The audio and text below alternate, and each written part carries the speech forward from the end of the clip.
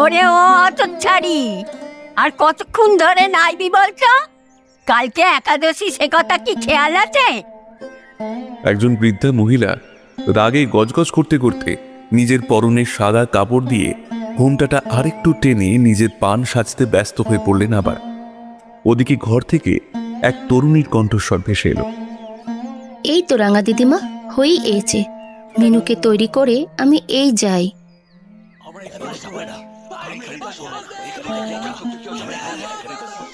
পান সাজতে সাজতে হঠাৎ বৃদ্ধার কানে আসে বাইরে থেকে কিছু শোরগোলের শব্দ। 1870 সালে শুরু বেশ কিছুদিন আগেই হয়েছে। সারা কলকাতা শহর জুড়ে এখন দাউ দাউ করে জ্বলছে স্বাধীনতার আগুন। ব্রিটিশদের অকথ্য অত্যাচার, শোষণ আর নিপীড়নের ছবি তখন দিকে দিকে স্পষ্ট। তবে সেই সব থেকে নিজেকে অনেকটা গুটিয়ে রেখেছে এই মুখার্জি বাড়ির অন্দরমহল। নে, এই তেল দিয়ে তোর বেনি করে দিয়েছি, আর একদম এই তেল মাথায় বাইরে বেরোবি নে, এই বলে দিলুম। আমি যাই, নইলে ওদিকে রাঙা দিদিমা আবার চেঁচাবে। এই বলে তরুণী নিজের হাতে তেলের বাটি নিয়ে ঘর থেকে তাড়াহুড়ো করে বেরিয়ে গেল। তরুণীর বয়স ওই 18 পেরিয়েছে, মাস দুয়েক হলো। মল্লিকা, 18 বছর বয়সের মল্লিকার ইতিমধ্যেই বিধবার সাদামাটা জীবন বস্ত্র হয়ে উঠেছে। তরুণী বেরিয়ে যেতেই মিনু অর্থাৎ মুখার্জি বাড়ির একেবারে ছোট মেয়ে মৃণালিনী আয়নার সামনে গিয়ে বসল। পরনের গোলাপি শাড়ির আঁচলে লেগে আছে একটা শুকনো পাতা। সেটা দেখে খানিকটা হেসে উঠল নিজের মনে।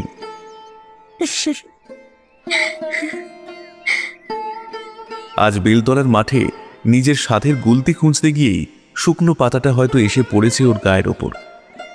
বাইরে কিছু শোরগোলের শব্দ শোনা যাচ্ছে। খিড়কির জানলাটার পাশে গিয়ে জানলাটা একটু ফাঁকা করল মৃণালিনী। বাইরে বেশ কিছু উজ্জীবিত তরুণ দলের হুঙ্কার শোনা যাচ্ছে। হয়তো আবার কোনো ব্রিটিশ পুলিশের সাথে বচসা হয়েছে, সেই নিয়ে এই শোরগোল। কিন্তু শোরগোল মাত্রাতিরিক্ত হওয়ার আগেই ব্রিটিশ পুলিশের গাড়িতে সেই তরুণদের তুলে নিয়ে যাওয়া হলো।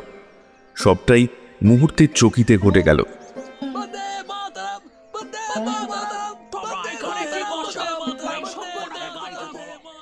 রোজ রোজ এই আন্দোলন, এর মধ্যেও আমার দিদিমণি আজ আসবে কিনা কে জানে। মৃণালিনী বাড়ির ছোট সদস্যা বলা যেতে পারে, বয়স 11-র কাছাকাছি। অনেক সাধ করায় মল্লিক পাড়ার জমিদার তথা মৃণালিনীর পিতা প্রভাষচন্দ্র মুখার্জি এক ব্রিটিশ শিক্ষিকাকে মৃণালিনীর শিক্ষাদানের দায়িত্ব দিয়েছেন। বিয়ের বয়স হয়ে গেলেও পাত্র দেখার তোড়জোড় দিতে নারাজ প্রভাসবাবু। তার একমাত্র কারণ ওদের বাড়ির হতভাগ্য সেই বিধবা তরুণী মেয়ে, যার অতিরিক্ত তাড়াহুড়োতে হওয়া বিবাহের ফলাফল আজ তার অকাল বৈধব্য। অতএব নিজের মেয়েকে ওই অবস্থায় দেখতে চান না প্রভাষচন্দ্রবাবু। ওদের পরিবারে মেয়েদের সামান্য অক্ষর জ্ঞানটুকু প্রদান করার সুবিধা থাকলেও তার থেকে বেশি কোনো সুবিধার সুযোগ বা স্পর্ধা কারণ নেই। বাড়ির সামনে বড় রাস্তার মুখ থেকে পুলিশের গাড়িটা সশব্দে বেরিয়ে যেতেই মৃণালিনী জানলা বন্ধ করতে যাবে, তখনই দেখল একটা ফেরিওয়ালা এসে দাঁড়িয়েছে ওদের বাড়ির দরজার সামনে। হরেক রকমের মাটির পুতুল, কাঠের পুতুল, সাথে অনেক ধরনের খেলনা। মৃণালিনী কোনো কথা না ভেবে দৌড়ে নিচে নেমে গেল। মৃণালিনীকে এভাবে উড়মুড়িয়ে নিচে নামতে দেখে ওর মা শ্যামলী দেবী উঠানে বড়িগুলো কুড়োতে কুড়োতে বললেন, এই মিনু, এই তেলে মাথায় আবার কই চললি তুই? আবার ওই বনে বাজারে গেলে কিন্তু ঠ্যাং ভেঙে দেব, এই বলে দিলুম। পুতুল কিনবো মা। মৃণালিনী আবদারটা পুরোটা ব্যক্ত করার আগেই এগিয়ে গেল সদরের দিকে, যেখানে সেই ফেরিওয়ালা দাঁড়িয়ে। এই ফেরিওয়ালা হয়তো ওর জন্যই এসেছে। মৃণালিনীকে দেখে ফেরিওয়ালা বিহ্বল চোখে ওর দিকে তাকিয়ে রইল। ছদ্মবেশী ফেরিওয়ালার মুখের নকল গোখের আড়াল দিয়ে এক তরুণ হাসি ফুটে উঠল। চোখ দুটোর মনে এক নিষ্পলক চাহনি। এই কাঠের পুতুলটা কত করে গো? মৃণালিনী এক এক করে পুতুলগুলো তুলে তুলে দেখতে লাগলো। ওর মধ্যে থেকে একটা বউ আর বরের যুগলবন্দি পুতুল দুটো হাতে তুলে ফেরিওয়ালার দিকে তাকিয়ে জিজ্ঞাসা করলো প্রশ্নটা। মৃণালিনীর প্রশ্নে যেন সামনের দণ্ডায়মান ব্যক্তির হুঁশ ফিরল। নিজের কাঁধের গামছাটা ঠিক করে বলল, আগে পয়সা লাগবে না, আপনি নিয়ে যান। সেই ফেরিওয়ালার কথা শুনে মৃণালিনী ভ্রুকুচকে ওর দিকে তাকালো। অবিশ্বাসের ভাব ওর মধ্যে এসেছে ইতিমধ্যেই। ব্যবসা করতে বেরিয়ে বিনা পয়সায় দিয়ে দেবে পুতুল? কেন? মৃণালিনী প্রশ্নটা না করে পারল না। ওর প্রশ্ন শুনে ফেরিওয়ালা খানিক হেসে বলল, ব্যবসা করতে তো আসেনি, যে কারণে এসেছিলাম সেটা হয়ে গেছে, চলি। এই বলে সেই ফেরিওয়ালা নিজের ঝুড়িটা মাথায় তুলে সামনের পথ ধরে বেরিয়ে চলে গেল। সেই চলে যাওয়া ফেরিওয়ালা কি বলতে চাইল এখনো বুঝে উঠতে চাইল না মৃণালিনী। কি করতে এসেছিল সে? মৃণালিনী আর কিছু ভাবতে যাবে তার আগেই বাড়ির ভিতর থেকে ওর মায়ের হাঁক শুনতে পেল। তুই ঘরে আইবি নাকি আমি চালা কাঠ নিয়ে যাব? মৃণালিনী দৌড়ে বাড়ির ভিতর ঢুকে গেল। সদর পেরিয়ে উঠোনে পৌঁছাতেই শ্যামলী দেবী এসে মৃণালিনীর কানটা টেনে ধরলেন। অসভ্য মেয়ে, কতবার বলেছি না এভাবে হুট করে বাইরে বেরোবি নে। কি হালত নিজের চেয়েছিস একবারও? নাইতে যাবি নে, সারাদিন খালি টোটো, তাই না? শ্যামলী দেবী রাগে গজগজ করতে করতে বললেন। নিজেকে ছাড়ানোর আপ্রাণ চেষ্টা করে মৃণালিনী বলল, আহ মা, আমি কোথাও যাইনি, ওই পুতুল কিনতে গিয়েছিলাম, এই দেখো। মৃণালিনী নিজের হাতের সেই কাঠের দুটো পুতুল তুলে দেখানোর চেষ্টা করল। শ্যামলী দেবী রাগের বশবর্তী হয়ে সেই পুতুল দুটো হাতে তুলে ছুঁড়ে মাটিতে ফেলে দিলেন। পুতুল দুটো ভেঙে গেল নিমেষের মধ্যেই। সারাদিন শুধু খেলা আর টই টই করা, তাই না? বাড়ির কোনো কমে তোমার মন বসেনি। বলি, বিয়ের পর কি এই পুতুল খেলে সংসার চালাবি? যা বলছি, নিয়ে এসে শুদ্ধি হয়ে ঠাকুর ঘরে যা। শ্যামলী দেবী কথাগুলো বলেই মাটি থেকে বড়ির বয়ামটা তুলে রান্নাঘরের দিকে চলে গেলেন। মৃণালিনী নিজের গাল বেয়ে গড়িয়ে পড়া চোখের জল মুছে ভাঙা পুতুল দুটোকে আঁচলে জড়িয়ে ঘরে চলে গেল।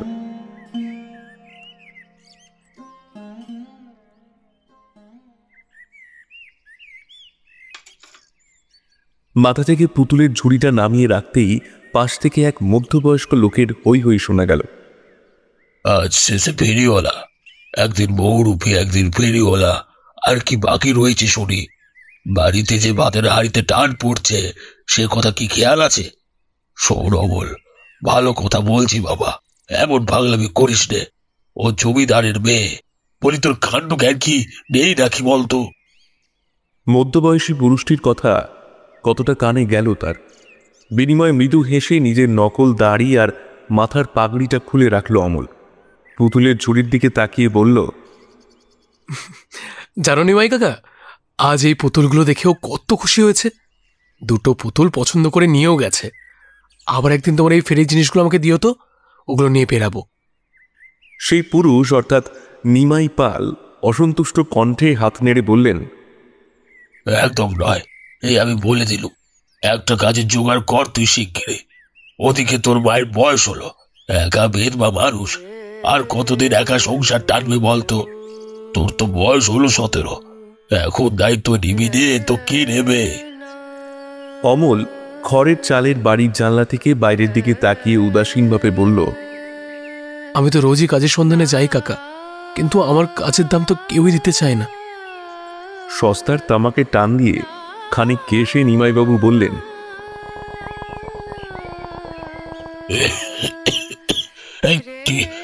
কিসের কাজ খুঁজিস তুই শুনি? ওই পত্র পত্রিকার অফিসে যাস, নিকা চাই এই বলতে। ওটা কোনো কাজ হলো? তার চেয়ে বড় মায়ের সাথে মূর্তি করার কাজে হাত লাগা, যদি কিছু আয় হয়। নিমাইবাবুর কথাটা শুনে নীরব থাকলো অমল খানিকক্ষণ। বয়স 50-এর কাছাকাছি এই ভদ্রলোক নিমাই পাল। সম্পর্কে অমলের এক দুঃসম্পর্কের কাকা। অমল পাল নিতান্ত বয়স 17-র এক তরুণ, নিদারুণ গরিব এক পরিবারের ছেলে। পরিবারে একমাত্র বিধবা মা সবলা পাল ছাড়া আর কেউ নেই। মাঝে মধ্যে এই নিমাই কাকার কাছে এসেই সময় অতিবাহিত করে অমল। অমলের পুঁথিগত শিক্ষা পুরোপুরি সম্পূর্ণ না করতে পারলেও ওর ধ্যান জ্ঞান জুড়ে শুধু একটাই স্বপ্ন, সে এক লেখক হবে। তবে এই সবের মাঝে তার মনে যে মানুষটা এসে নিজের সম্পূর্ণ আধিপত্য তৈরি করেছে সে হলো মুখার্জি বাড়ির সদস্য মৃণালিনী ওরফে মিনু মাটির দেওয়ালে রাখা প্রদীপের সলতের দিকে তাকিয়ে কিছু একটা ভাবছিল অমল। ঠিক তখনই দরজার ওপারে কারোর গলার আওয়াজ শোনা গেল। অমল, তুই আবার এখানে এসে বলছিস? কতবার কইলাম যে দুদিন পর মুখুজ্জি বাড়ির লিগে মূর্তি বানাইতে হইবে, সে নিয়ে ব্যস্ত। কিন্তু কিন্তু তুই সেই এখনো এখানে বই আছিস? চল বাড়ি চল বলছি। অমল দরজাটা খুলতেই দেখল ওর মা দাঁড়িয়ে। সবলা দেবীর মাথায় সাদা কাপড়ের ঘুমটা টেনে রাখা, শাড়িটা সাদা ধবধবে না হলেও তাতে এক পুরনো হলদেটে ময়লা দারিদ্রের দাগ লেগে রয়েছে। এই তো মা, যাচ্ছি। তুমি আবার এখানে আসতে গেলে কেন? আমি তো বেরোচ্ছিলামই। চল এক্ষুনি, তোর জ্বালায় আমার তিষ্ঠবার উপায় আছে নাকি? বেলা গড়িয়ে গেল, ছেলের ঘরে ফেরার নাম নেই। চল বলছি। বাড়ি ফিরে ভাতের থালার সামনে বসে অমল কি একটা মনে আসতে হঠাৎ প্রশ্ন করে বলল, আচ্ছা মা, মুখুজ্জের বাড়িতে মূর্তি দেবে মানে ওই প্রভাসচন্দ্র মুখুজ্জের বাড়িতে? তা নয় তো কি, অনেক কষ্ট করে ব্যবস্থা করেছি। কেষ্টকে বলেছিলাম, তাই ওরা রাজি হয়েছে। বসন্তের প্রথম দিনে তো ধোয়া চৌকির ওপর তালপাতা তাড়ি ও দোয়াত কদম রেখে পূজা করে সকলে। কিন্তু শহরে বড় বড় লোকজন তো মূর্তি বানিয়ে পুজো করে, তাই সেই জন্যই এবছর জমিদার বাবু বলেছিলেন মূর্তি বানাবেন। তাই আমি কেষ্ট মানে জমিদার বাবুর বাড়ির সেই বিশ্বস্ত চাকরকে বললুম যদি কিছু ব্যবস্থা হয়। সবলা দেবী গায়ের পাতলা চাদরটুকু গায়ে টেনে বললেন কথাটা শুনেই অজান্তে যেন অমলের চোখ দুটো উজ্জ্বল হয়ে উঠল একটা অজানা আনন্দের আশায়। শীতের দুপুর তখন তাড়াতাড়ি গড়িয়ে বিকেল আসার অপেক্ষায়। মৃদুমন্দ শীতল হাওয়া বয়ে যাচ্ছে বাড়ির পাশের ন্যাড়া কৃষ্ণচূড়া গাছের ওপর দিয়ে। কোকিল ডেকে যাচ্ছে নিজের সেই গতানুগতিক সুর মেনে।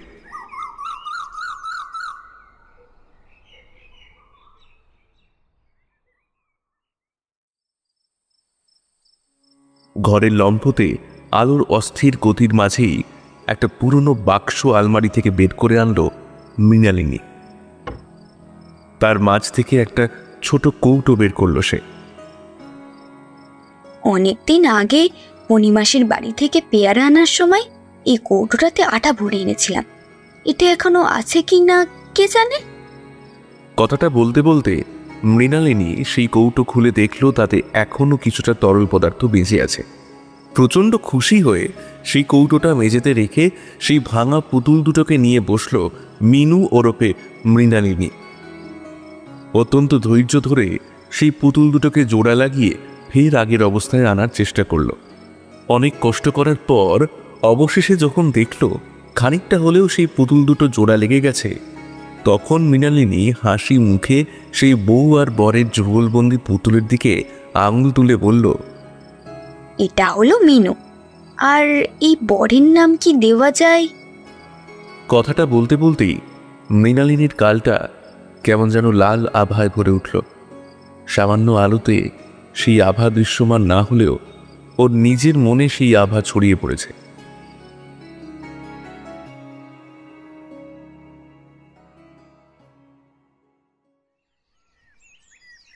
পরদিন সকাল হতে না হতেই মৃণালিনী দৌড়ে নিজের মায়ের ঘরে চলে গেছে সকাল সকাল।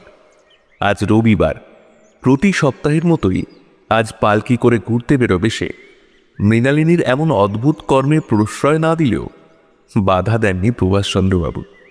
আসলে নিজের ছোট মেয়ের শখ তিনি নাকচ করতে চান না, তাই প্রতি সপ্তাহে এই দিনেই পালকি করে এলাকার খানিকটা অংশ ঘুরে দেখে মৃণালিনী। এমনি সময় মায়ের চোখের আড়াল হয়ে এখানে সেখানে এই বাগান সেই বাগানে চলে গেলেও আজ তার জমিদারি বাড়ির এলাহি বেশি ঘুরে বেড়ানোর দিন। মৃণালিনীর গায়ের আঁচলটা ঠিক করে টেনে দিলেন শ্যামলী দেবী। তাড়াতাড়ি ফিরে আইবি। কেন যে তোর এসব অদ্ভুত কাজের প্রশ্রয় দেয় তোর বাবা বুঝি না বাপু। মেয়ে মানুষের এত শখ ভালো নয়, বুঝলি? ওকে কেন দুষ্ট শ্যামলী? ছোট থেকে তো লাগাম টানোনি। এরপর মেয়ে হাতের বাইরে চলে গেলে বুঝবে তখন। বিয়ে তো বয়স হতেই চললো, তাই বুড়ো বয়সে কি আইবুড়ো করে ঘর জ্বালাবে ঠিক করেছো? এক মহিলা ঘরে প্রবেশ করলেন। ইনি মৃণালিনীর পিসি অন্নপূর্ণা ঘোষাল। সামনেই বসন্ত পঞ্চমীর অনুষ্ঠান হবে জমিদার বাড়িতে। সেই উপলক্ষেই এসেছেন সপরিবারে। প্রতি বছর এই বসন্ত পঞ্চমীর জন্য ব্রাহ্মণ ভোজনের আয়োজন করা হয় মুখুজ্জে বাড়িতে। মৃণালিনী কিছু বলতে যাবে তার আগেই বাইরে থেকে বেহারার ডাক আসে। পালকি তৈরি বউ দিদিমণি। সে কোনো কথা না বলে বেরিয়ে গেল। ঢং যত। অন্নপূর্ণা দেবী মুখ ভেঙিয়ে ঘর থেকে বেরিয়ে গেলেন। পালকিতে উঠে বসতেই মৃণালিনী হাঁক ছেড়ে বলল, চলো গো কাকা, এরপর যে সাজ নেমে আসবে। তার তাড়া শুনে বেহারারা পালকি তুলে বেরিয়ে গেল।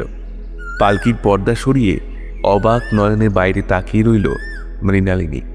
প্রত্যেক রবিবার এই দিনটাতে নিজেকে কেমন যেন রূপকথায় শোনা রানীদের মতো মনে হয়। ওর রাঙা দিদিমা তো এমন অনেক গল্প শোনায় ওকে। সেখানে রানী থাকে, রাজকুমারী থাকে। প্রত্যেক সপ্তাহে মৃণালিনী ভাবে ওর জন্য হয়তো সামনে থেকে এসে দাঁড়াবে কোনো পক্ষীরাজ ঘোড়ায় করে আসা রাজকুমার। পালকি থামিয়ে বলবে মৃণালিনীর চোখে চোখ রেখে। এক এক করে বাজারের মধ্যে দিয়ে পালকি যাওয়ার পর পালকি এসে থামল পানা পুকুরের ধারে। পালকিতে বসেই মৃণালিনী দেখল পুকুরে কয়েকটা পদ্ম ফুল ফুটে রয়েছে। মৃণালিনী আদেশ করল, ও কাকা, একটা পদ্ম ফুল এনে দাও না গো আমার জন্য। তার আদেশ মতো একজন বেহারা পুকুরের দিকে এগিয়ে গেল, কিন্তু পুকুরের ধারে যেতেই বিড়বিড় করে বলল, আমার যে ধুম জ্বর কাল থেকে, আজকে পয়সা না পেলে ওষুধ আনতে পারুম না, কিন্তু এখন এই পুকুরে নামলে যে আর রক্ষে থাকবে না। বেহারা নিজের মনেই কথাগুলো বলল। তখনই হঠাৎ বেহারা খেয়াল করলো পুকুরের ধারে একটি ছেলে বসে পুকুরের জলে এক এক করে ঢিল ছুঁড়ে দিচ্ছে। এই ছেলেটাকে বললে শুনবে আমার কথা, বলেই দেহি। এই বলেই সেই বেহারা এগিয়ে গিয়ে ডাক দিল সেই ছেলেকে। বলি, ও বাবা, একটা কাজ করে দিবে আমার? ছেলেটি নিজের ভাবনার জগৎ থেকে বেরিয়ে এলো। পিছন ফিরতেই বেহারা বলল, ও অমল, তুই? যাক যাক, ভালোই হলো। বলি, আমার একটা কাজ করে দে না রে। কি কাজ গো কাকা? দেখ না, ভারী মুশকিলে পড়েছি। মিনু দিদিমণি ওই পুকুরে পদ্ম ফুল আনতে কইছে। আমার এই জ্বরের গায়ে পুকুরে নামলে যে আর বাঁচতেই পারবো না রে। তুই যা না, একটু ফুলটা এনে দে না রে। বেহারার কথা শুনে অমল চোখ ঘুরিয়ে দেখল দূরে একটা পালকি দাঁড় করানো। সেখান থেকে পর্দার আড়াল থেকে উঁকি দিচ্ছে একজন। তার চঞ্চল দুটো দৃষ্টি দূরত্বের কারণে স্পষ্ট না বোঝা গেলেও অমল দ্রুত গতিতে চঞ্চল হয়ে উঠল। আবার বেহারার দিকে ফিরে বলল, হ্যাঁ হ্যাঁ, এই তো এক্ষুনি এনে দিচ্ছি। এই বলে অমল পুকুরে নেমে একটা পদ্ম ফুল তুলে এনে দিল।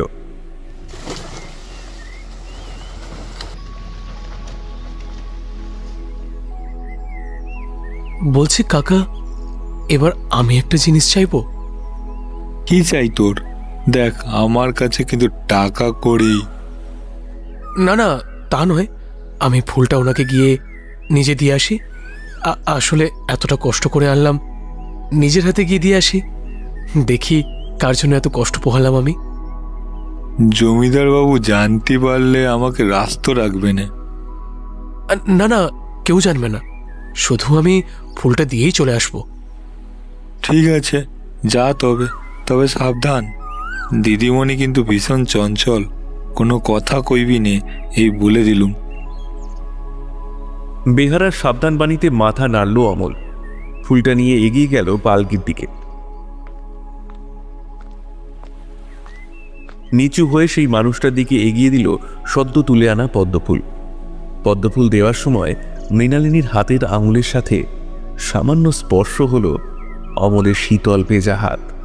মৃণালিনী আনন্দ সহকারে ফুলটা নিল, কিন্তু কে দিল সেটা দেখতে পেল না সে। অমল পর্দার আড়ালে সেই মেয়েটির প্রাণোচ্ছল মুখটার দিকে খানিকক্ষণ অম্লান দৃষ্টিতে তাকিয়ে রইল। তারপর সে ফিরে গেল। এর থেকে বেশি ওর দিগন্তরেখা ওকে যাওয়ার অনুমতি দেয় না যে। মৃণালিনী মুখ বাড়িয়ে দেখতে যাবে, কিন্তু ততক্ষণে সে চলে গেছে। বেহারা তো ওখানে দাঁড়িয়ে, তবে আমাকে ফুলটা কে দিল? পালকি এরপর পুকুর ধার ছেড়ে আবার জমিদার বাড়ি যাওয়ার উদ্দেশ্যে রওনা দিল।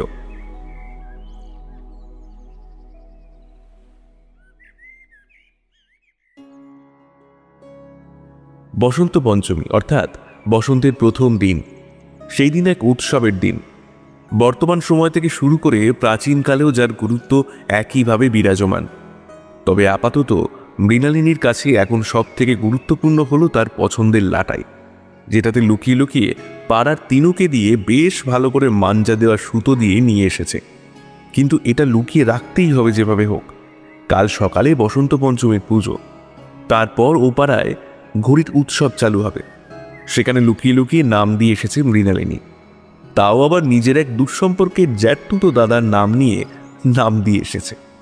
এ পাড়ায় মেয়েরা খুব একটা ঘুড়ি উৎসবে নাম দেয় না। তার ওপর যদি শোনে যে জমিদার বাড়ির মেয়ে, তাহলে তো আর কোনো দিক থেকেই রক্ষে নেই। মৃণালিনী লাটাইটা নিয়ে নিজের আলমারির পছন্দের সিন্ধুকে ভরে রাখছিল, এমন সময় লাটাইয়ের সুতোতে হাত কেটে ডান হাতের আঙুল থেকে রক্ত পড়তে লাগলো। ইস, এটা কি হলো? এরপর মা বা রাঙা দিদিমা দেখলেই তো সন্দেহ করবে। কথাটা ভাবতে ভাবতেই তার ঘরের দরজায় টোকা পড়ল। ওপাশ থেকে বাড়ির কাজের মহিলা মালার গলা শোনা যাচ্ছে। ও মিনু দিদি, বলি কালকের পুজোর ঠাউর এইছে গো, তুমি দেখতে যাবে নে? খুড়িমা তো তোমায় ডাকছে গো, ঠাউর বরণ করে আনতে গেছে যে। ঘরের ভিতর থেকেই কেটে যাওয়া আঙুলে নিজের শাড়ির আঁচলের কিছুটা অংশ বাঁধতে বাঁধতে মৃণালিনী জবাব দিল, এই তো যাচ্ছি, এক্ষুনি যাচ্ছি। কথাটা কোনো রকমে বলে আঙুলটা ভালো করে কাপড়ে জড়িয়ে দরজা খুলল সে। কি করছিলে গো তুমি এতক্ষণ? সেই কখন থেকে ডাকছি তোমায়। অত কৈফিয়ত চাস না তো। বলি মা দিদিমা কি সব নিজের ঘরে আছে? না না, খুড়িমা একা নিচে গেছে, বাকি সবাই বারান্দাতে দাঁড়িয়ে ঠাউর দেখছে। যদিও ঠাউরের মুখ ঢাকা, কাল একেবারে পুজোর সময় নাকি কাপড় সরানো হবে মায়ের মুখ থেকে। মৃণালিনী কথাটা শুনে বেশ উৎসাহিত হয়ে দৌড়ে বারান্দায় চলে গেল। এখনকার দিনে যাকে বলে বড় বড় বাড়িতে ব্যালকনির মতো অনেকটা। তবে সেসব দিনের এলাহি ব্যাপারের সাথে আজকের কোনো কিছুর হয়তো তুলনা করাটা অনর্থক। বারান্দা থেকেই উঁকি দিয়ে মৃণালিনী নিচে দেখল দালানে বেশ ভিড়। ওর মা বাবা সহ কাকা, পিসেমশাই, কুলপুরোহিত আর আরও দুটো ছেলে। সেই আরও দুটি ছেলের মধ্যে একজন মধ্যবয়স্ক আর আরেকজন তরুণ যুবক। চেনে না মৃণালিনী। ভালো করে মুখ দেখার চেষ্টা করলো, কিন্তু দেখতে পেল না। সেই যুবক ওপরের দিকে তাকাতেই মৃণালিনী আড়াল হয়ে গেল। ওর বুকের ভেতরটা কেমন যেন ধুকধুক করতে লাগলো। আজ সকালে দিঘির পাড়ে ওকে যে পদ্মফুল এনে দিয়েছিল, তার সাথে এর যেন অনেক মিল পাচ্ছে সে। নিজের উৎসাহ কৌতূহল দমন করতে না পেরে বারান্দা থেকে নেমে সোজা দালানের দিকে চলে গেল। সিঁড়ি থেকে নামতেই সবার আগে ওকে শ্যামলী দেবী দেখেই মাথায় ঘোমটাটা ভালোভাবে টেনে চোখে ঝাঁঝালো দৃষ্টি এনে ইশারা করে বললেন চলে যাওয়ার জন্য। বাকি কেউ সে দৃশ্য দেখতে না পেলেও মৃণালিনী তা দেখে একটু ভয় পেল। আসলে ওর মা যে কতটা রাগ দেখাতে পারে ওর ওপর, সেটার প্রমাণও আগেও পেয়েছে। যেবার ওকে গুলতি খেলার জন্য চেলা কাঠ দিয়ে মারা হয়েছিল। প্রভাষচন্দ্রবাবু বেশ প্রসন্ন গলায় বললেন, তা নিমাই, এই বছর তো এইভাবে পুজো প্রথম করছি। আমি তো চিন্তায় ছিলাম বড়, কিন্তু না, মায়ের মূর্তিটা যা ভারী সুন্দর হয়েছে, তাতে মনে একেবারে শান্তি হলো। তা তোমার এই ভাইপো কি মূর্তি বানায় নাকি? প্রভাষচন্দ্রবাবু অমলের দিকে ঘুরে তাকিয়ে বললেন। নিমাইবাবু বেশ সৌজন্যমূলক হেসে সম্মতি জানিয়ে বলল, হ্যাঁ দাদা বাবু, ও মূর্তি বানায়। আসলে ওরও মূর্তি বানানোর শখ, জানেন তো। অমল হাঁ করে তাকালো ওর কাকার দিকে। আসলে বানিয়ে বানিয়ে ওর কাকা কেন এমন মিথ্যে বলছে সেটাই ও বুঝতে পারল না। অযথা বিরক্ত হয়ে আশেপাশে তাকাতেই হঠাৎ দূরের সিঁড়িতে একজনকে দেখে থমকে গেল অমল। লাল রঙের শাড়ি, বেশ অগোছালো ধাঁচে পরা, এক রাশ কোঁকড়ানো চুলগুলো দুদিকে বেনি করা হলেও দস্যিপনার ছোঁয়াতে সেগুলো নিজের মতো করে পথ হারা। অমল নিষ্পলক দৃষ্টিতে সেদিকে তাকালো। মৃণালিনীর দৃষ্টি ওর সাথে মিলতেই অমল ওর চোখটা নামিয়ে নিল। এভাবে বিনা অনুমতিতে চাঁদের দিকে তাকালেও হয়তো যুদ্ধ লাগতে পারে। সেখানে রক্তক্ষয় হয়তো হবে না, কিন্তু সেখানে এক নিষিদ্ধ বেড়া জাল রয়েছে। সেটা হয়তো অমল চাইলেও কোনোদিন পেরিয়ে আসতেই পারবে না, চাইলেও না।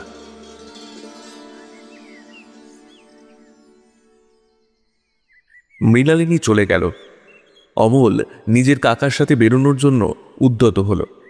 এই জমিদার বাড়িতে ওদের পা রাখাটাই বড় কথা, বাকি খাতির আপ্যায়ন এসব অতিরিক্ত, যা আশা করা বৃথা।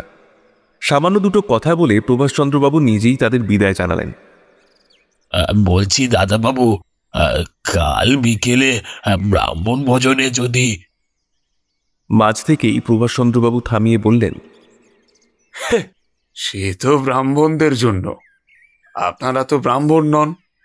ঠাকুরের মূর্তি বানিয়ে নিজেদের ব্রাহ্মণের সমতুল্য ভাবতে লেগেছেন নাকি মশাই? শেষের কথাটা হেসে বললেও নিমাইবাবু লজ্জায় মাথা নোয়ালেন। আদতে যে ওদের অবস্থান ওদের কাজের থেকে একেবারে আলাদা। যে হাত ভগবানের মূর্তি বানায়, সেই হাতই এসে পদপিষ্ট হয় সমাজের কাছে।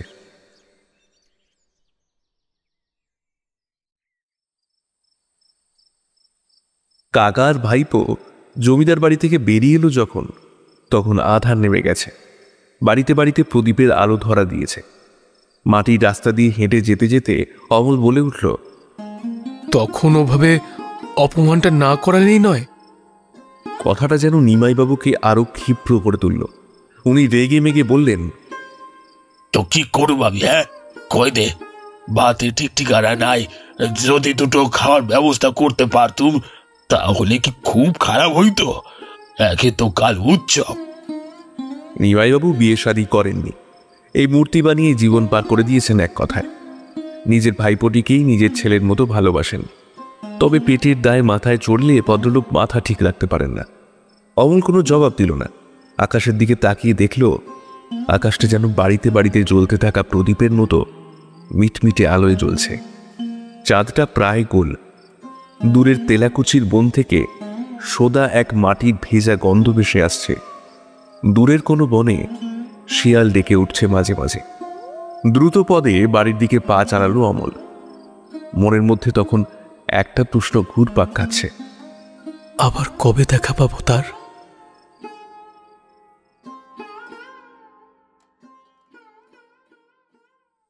সেদিন বাড়ি ফিরেই নিজের অনেক কষ্টের পয়সা জমিয়ে কেনা তালপাতার কালি দিয়ে একটা কবিতা লিখেছিল। রাতের চাঁদ জানতে চায় তোমার পরিচয়টি কি, ওগো তাদের বলি কি সাধ্যে। তোমার নাম এক বড় স্বপ্ন, যে স্বপ্ন চেতনে অবচেতনে গ্রাস করেছে আমায়। তেঘির পারে পদ্ম ফুল এনে দিতে পারি যদি তাও অনুমতি। তোমার বেনির জন্য মালা গাঁথব বসন্তের কোনো লালচে মালতী।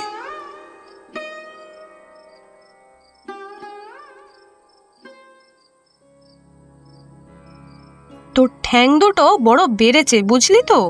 ভালোই ভালোই কথাগুলো শুনবি, এই বলে দিলুম মিনু। নয়তো ও ঠ্যাং আমি মেরে ভেঙে দেব, এই বলে দিচ্ছি। দোষী মেয়ে হয়েছে একটা, সারাদিন খালি ধিঙ্গিপনা। মৃণালিনীকে চুলের মুঠি ধরে দু একবার মারার পর অবশেষে শ্যামলী দেবী ঘর থেকে বের হলেন। মৃণালিনী নিজের ভিজে গাল দুটো মুছল। মেয়েটা নিজের ছোট্ট কেটে যাওয়া আঙুল থেকে রক্তে ভিজে যাওয়া কাপড়টা খুলে রাখল। তখনই হঠাৎ ওর চোখ গেল সামনে বিছানার পাশে রাখা সেই পুতুল দুটোর দিকে। ওর আঙুলটা রক্ত জমে কেমন যেন কালচে লাল ধরনের হয়ে গেছে। হঠাৎ মৃণালিনীর মনে পড়ে গেল সেই চাহনিটার কথা। কেন জানি না তার শরীরটা মৃদু শিহরণে ভরে উঠল। সেই পুতুল দুটোর পাশেই একটা ছোট্ট পিতলের গ্লাসে জল ভরে তাতে রাখা সেই পদ্ম ফুল। বসন্ত পঞ্চমীর সকাল হতে না হতেই মৃণালিনী স্নান সেরে পুজোর ঘরে যেতেই দেখল সরস্বতী মায়ের অসম্ভব সুন্দর মূর্তি। চারিদিকে পুজোর সামগ্রী, ধূপের গন্ধ আর ফুল দিয়ে সাজানো চারিদিক। শ্যামলী দেবী মূর্তির সামনে বসে আলপনা দেওয়ার তোড়জোড় করছেন। মৃণালিনীকে দেখেই উনি হাঁক ছেড়ে বললেন, ও মিনু, এদিকে আয় তো, আলপনাটা দিয়ে দে দেখি, আমার ওদিকে আবার মেলা কাজ আছে। সে মাথা নেড়ে সম্মতি জানালো। তারপর খড়িমাটি ভেজানো বাটিটা হাতে তুলে লাল রঙের বাঁধানো মেঝেতে আলপনা দেওয়ার কাজে ব্যস্ত হয়ে পড়ল। কাল ওভাবে অতগুলো বাইরের লোকের সামনে ধিঙ্গিপনা না করলে শান্তি হচ্ছিল না তোর? ছোকরা জোয়ান ছেলের সামনে ওভাবে ঘোমটা নেই, কিচ্ছু না। ছ্যা ছ্যা ছ্যা ছ্যা ছ্যা। বলি, ও শ্যামলী, সামলাও নিজের মেয়েকে। আমার মেয়ে এমন করলে তো আমি লজ্জায় মাথা টুকে মরতুম। অন্নপূর্ণা দেবীকে দেখে মৃণালিনী প্রথমে কিছু না বললেও পরে মাথাটা তুলে শান্ত গলায় বলল, ওদিক থেকে জলের কলসিটা একটু এগিয়ে দাও না পিসিমা, অনেক কাজ, একটু হাতে হাতে করো, পুরোতমশাই চলে আসবেন এরপর। তার কথা শুনে অন্নপূর্ণা দেবী রাগে গজগজ করতে করতে পুজোর কাজে বসলেন। সব সেরে পুজো সম্পূর্ণ হতে বেলা অতিবাহিত হয়ে গেল। বসন্তের হলুদ রঙের ছোঁয়ায় সেজে উঠেছে গোটা দিক। বাড়ির উঠোনে ফুটেছে হরেক রকমের মালতী ফুল এবং কৃষ্ণচূড়া ফুল। পুজোর কাজ সেরে নিজের জন্য প্রসাদ আলাদা করে নিয়ে মৃণালিনী বলল, মা, আমার জন্য এইটুকু চাল মাখা? মেয়ে মানুষের অত নোলা কিসের শুনি? হ্যাঁ, আহ ঠাকুরজি, সামান্য প্রসাদ খেলে কি হয়েছে? এই বলে শ্যামলী দেবী আরও একটু চাল মাখা নিয়ে মৃণালিনীর হাতের বাটিটাতে তুলে দিলেন।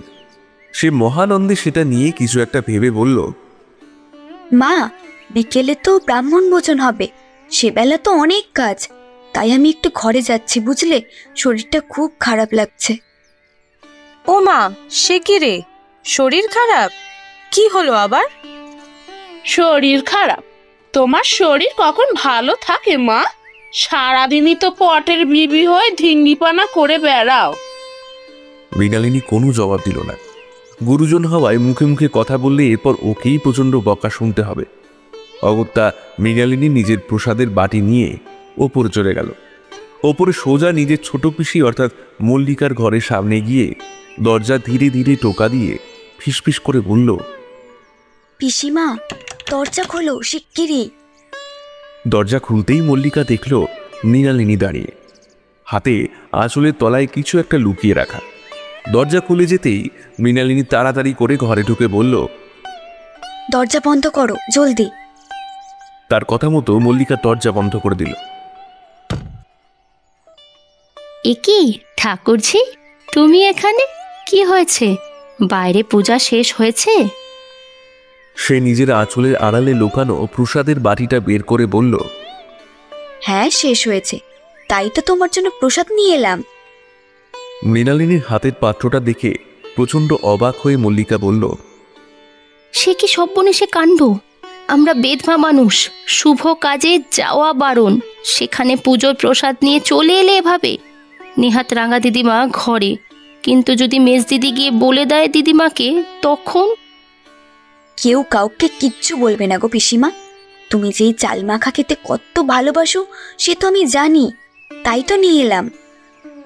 কিন্তু মল্লিকা এখনো কিন্তু কিন্তু করছে দেখে মৃণালিনী ওর হাতটা ধরে ওর হাতে প্রসাদের বাটিটা ধরিয়ে বলল, উফ, এত চিন্তা করো না তো, এটা জলদি খেয়ে নাও, তারপর আমি আমার ঘরে যাই। আর শোনো, আজ আমার অনেক তাড়া, আজ আবার ওপারে ঘুড়ি উৎসব আছে, সেখানে যেতে হবে দুপুরে। ইস, সময় তো হয়েই এলো। সে কি, ঘুড়ি উৎসবে যাবে মানে? বৌদি জানে? মা জানলে কি আমার আর রক্ষে রাখতো? নাও নাও, খেয়ে নাও, আমি চললাম। এই বলে মৃণালিনী বেরিয়ে চলে গেল। ঘরে এসে ফন্দি বানাতে লাগলো কিভাবে বাড়ি থেকে বেরোনো যায়। অনেকক্ষণ পায়চারি করার পর একটা উপায় মাথায় এলো। পুজোর কাজ শেষে সবাই যে যার ঘরে এখন হয়তো বিশ্রাম নেবে, সেই ফাঁকে লুকিয়ে যেভাবে হোক বেরোতেই হবে। যদি কিছু জিজ্ঞাসা করে তাহলে বলে দেব যে মিনতিদের বাড়িতে প্রসাদ দিতে গিয়েছিলাম। কথাটা ভেবেই মৃণালিনী নিজের আলমারি থেকে যাবতীয় সামগ্রী বের করে নিজের ছদ্মবেশ ধারণ করতে লাগলো। মোটা করে গোঁফ, চোখে চশমা, হাতে পাঞ্জাবি, নকল চুল, সব ওর এক মামার যাত্রাপালার সামগ্রী। সেখান থেকেই নিয়ে এসেছে সে।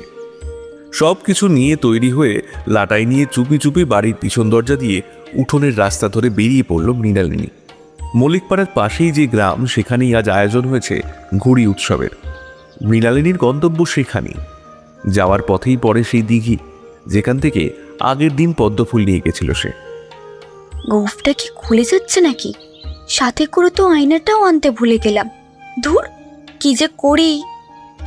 কথাটা ভাবতে ভাবতেই মৃণালিনী ভাবল সামনে দিঘির জলে গিয়েই মুখটা দেখে আসবে বরং।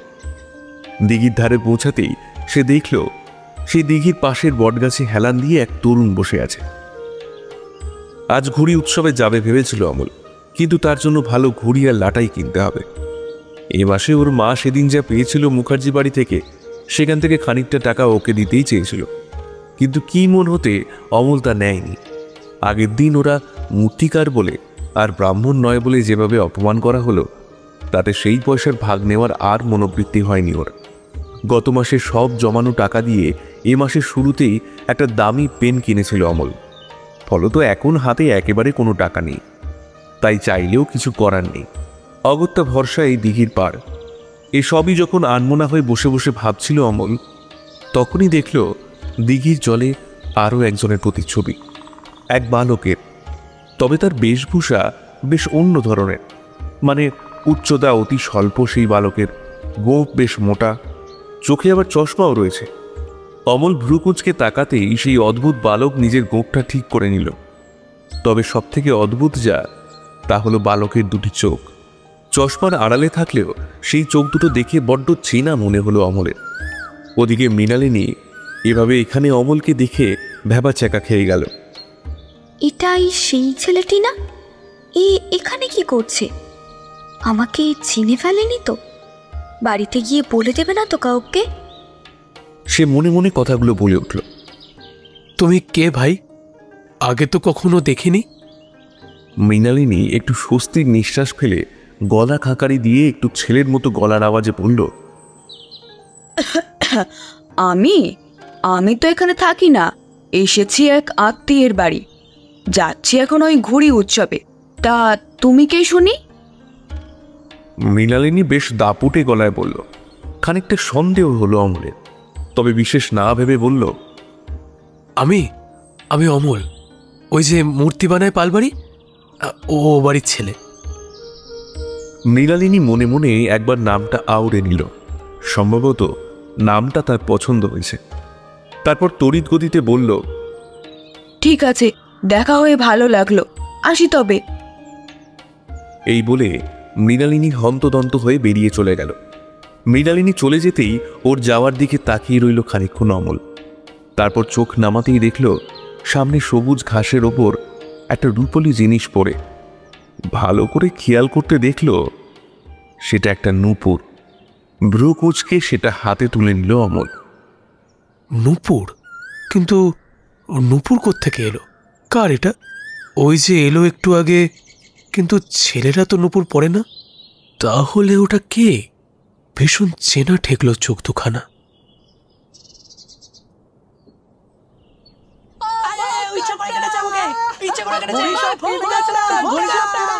ঘুড়ি উৎসবের মাঠে পৌঁছাতেই সেখানে হতে থাকা দামাল ছেলের চিৎকার শোনা গেল। কেউ চিৎকার করছে অন্যের ঘুড়ি কাটার আনন্দে, আর কেউ চিৎকার করছে এই অভিযোগ জানিয়ে যে অন্যায্য উপায়ে তার ঘুড়ি কেটে দেওয়া হয়েছে। মৃণালিনী পৌঁছাতেই ওর পাড়ার তিনু, যে ওর থেকে বয়স দুয়েকের বড়, সে ওর হাত থেকে লাটাইটা নিয়ে বলল, এতক্ষণ লাগলো তোর আসতে? তো কি করব? আমি কি তোর মতো বাড়ির আদরের ছেলে যে বললেই চলে আসতে দেবে? তিনু খানিকটা মাথা নাড়ল। কথাটা যে খুব বড় মিথ্যে কথা তা তো নয়। নে, আজ সব কটা ঘুড়ি একবারে কেটে দিতে হবে, নইলে আমার নাক কাটা যাবে। ঘুড়ি উৎসব সারতে সারতে বেলা গড়িয়ে গেল।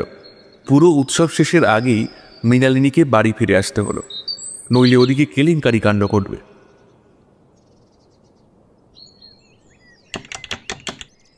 বিকালে ব্রাহ্মণ ভোজনের আয়োজনের কাজের জন্য অন্নপূর্ণা দেবী মৃণালিনীর ঘরের দরজায় কড়া নেড়ে বললেন, এই মিনু, বলি আর কত ঘুমুবি? এবার উঠুন নবাব নন্দিনী।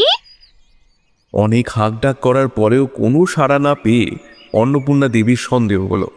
উনি সোজা রাঙা দিদিমার ঘরে যেতে যাচ্ছিল, কিন্তু তার আগেই মৃণালিনীর গলার আওয়াজ পেয়ে থমকে গেলেন উনি। পিসিমা, তুমি আমার ঘরের সামনে কি করছো? অন্নপূর্ণা দেবী তাকিয়ে দেখলেন মৃণালিনী দাঁড়িয়ে আছে, হাতে তার একটা ছোট্ট থলে। তুই কই গেছিলি? আমি তো ডাকতেই ছিলুম তোকে। তা কই গেছিলি শুনি? আর হাতে এই থলিতে কি আছে?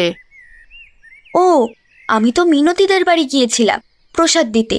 তারপর আসার সময় ওই গোবরে পা দিয়ে ফেলেছিলাম, তাই নাইতে গিয়েছিলাম কলঘরে। আর এই থলেতে ভিজে জামা কাপড় রয়েছে পিসিমা। থলিতে ভিজে জামা কাপড়? কই দেখি। না না, আমার ভিজে জামা কাপড় দেখে তুমি কি করবে পিসিমা? তুমি বরং যাও, আমি চুলটা আঁচড়ে এক্ষুনি যাচ্ছি।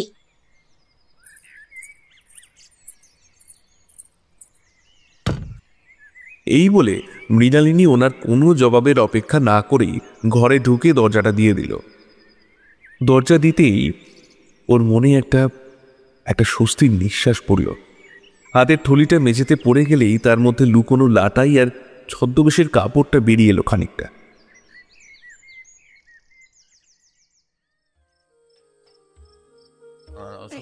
সেদিন রাতে যেন আকাশের চাঁদ বেশ গোল হয়ে নিজের অপরূপ সৌন্দর্য নিয়ে আকাশে এসেছে।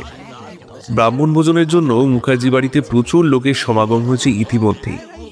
অন্দরমহলে শ্যামলী দেবী ও বাকিদের সাথে কাজের দায়িত্ব সামলাতে সাহায্য করছে মৃণালিনী। সকালের ঘটনাটা যে কেউ জানতে পারেনি এই ব্যাপারে এখন একেবারে নিশ্চিন্ত হয়েছে। ওদিকে বাইরে অতিথি ও ব্রাহ্মণদের আপ্যায়নের জন্য উপস্থিত প্রভাসচন্দ্রবাবু ও আরও অনেকে। সেদিন মুখার্জি বাড়িতে প্রচুর ভালো ভালো খাবারের ব্যবস্থা করা হয়েছিল, একেবারে বলার মতো। যেমন তার স্বাদ তেমনি তারপর সমাদর। সাথে শেষ পাতে ছিল পাটিসাপটা সহ আরও 5 রকমের মিষ্টির ব্যবস্থা। সব কাজ সারতে সারতে প্রচুর রাত হয়ে গেল। তখন সমস্ত আগত ব্রাহ্মণ চলে গেছেন ইতিমধ্যে। প্রভাসচন্দ্রবাবু কিছু বিশেষ অতিথিদের সাথে বৈঠকখানায় বসেছেন গল্পের আসন নিয়ে। শ্যামলী দেবী মৃণালিনীর হাতে কেটে রাখা সবজির এঁঠো খোসাভর্তি একটা গামলা মতো পাত্র তুলে দিয়ে বললেন, যা তো মিনু, এই জঞ্জালগুলো নিয়ে গিয়ে খিড়কিদোরের পাশে শেওড়া বনের ধারে ফেলে দিয়ে আয় তো। মৃণালিনী বয়সে বুদ্ধিমতী হলেও আদতে সে মাত্র 11 বছরের কন্যা।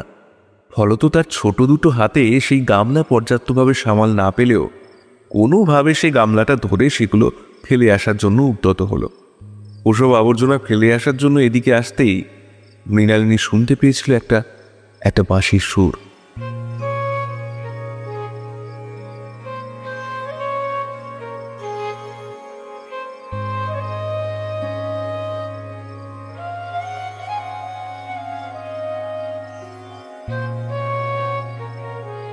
সেই সুর অত্যন্ত মনোমুগ্ধকর।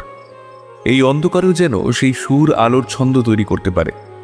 কিন্তু এত রাতে কে বাঁশি বাজাচ্ছে? খিড়কির দোরের পাশে 2 পা হাঁটলেই শেওড়ার বন। পা টিপে টিপে মাটির রাস্তা দিয়ে হেঁটে তাড়াতাড়ি করে সেসব ফেলে আসতে যাবে, কিন্তু তার আগেই মৃণালিনী অন্ধকারে কারোর সাথে যেন ধাক্কা খেল। বসন্ত পঞ্চমীর 2 দিন আগে আবহাওয়া পরিবর্তনের জন্য বৃষ্টি হয়েছে। তার ফলস্বরূপ মাটির রাস্তায় পিছল এখনো বর্তমান।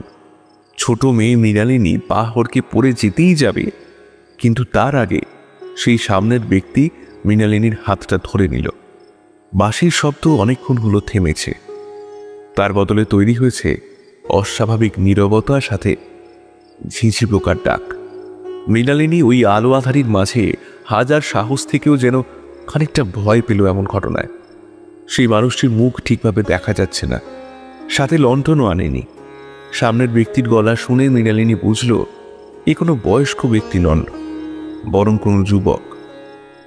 আপনি এত রাতে এই রাস্তায় একা কেন এসেছেন? এই রাস্তায় তো বড় পিছল, সাথে সাপ খোপ শিয়ালের ভয় আছে। তাড়াতাড়ি বাড়ি যান, নইলে কোনো বিপদ হবে। সেই যুবকের কণ্ঠস্বর এর আগেও যেন শুনেছে মৃণালিনী। অন্ধকারে মুখটাও দেখতে পাচ্ছে না ও। যুবকের হাত ধরার সময় বুঝেছিল ওর এক হাতে বাঁশি আছে। তবে কি ওই বাঁশি বাজাচ্ছিল এতক্ষণ ধরে? মৃণালিনী ধীর অথচ শান্ত গলায় বলল, আমার একটা কাজ ছিল, তাই এসেছিলাম। ধন্যবাদ আমাকে সাহায্য করার জন্য। এই বলে মৃণালিনী নিজের বাড়ির পথ ধরল। তবে যাওয়ার আগে ঝোপের আড়ালের অসংখ্য জোনাকি আর চাঁদের অর্ধগোলাকৃতি আলোতে সেই যুবকের মুখটা খানিকটা হলেও আন্দাজ করতে পারল মৃণালিনী। সেই ছেলেটি যাকে ও সকালে দিঘির পাড়ে দেখেছিল, সেই ছেলেটি যে ওর বাড়িতে এসেছিল মূর্তি দেওয়ার জন্য। মৃণালিনীর হাত দুটো কিছুক্ষণ আগে প্রাপ্ত অনাকাঙ্ক্ষিত ছোঁয়া পেয়ে যে পদ্মফুলের মতোই নুইয়ে পড়েছে এক অজানা আবেশে।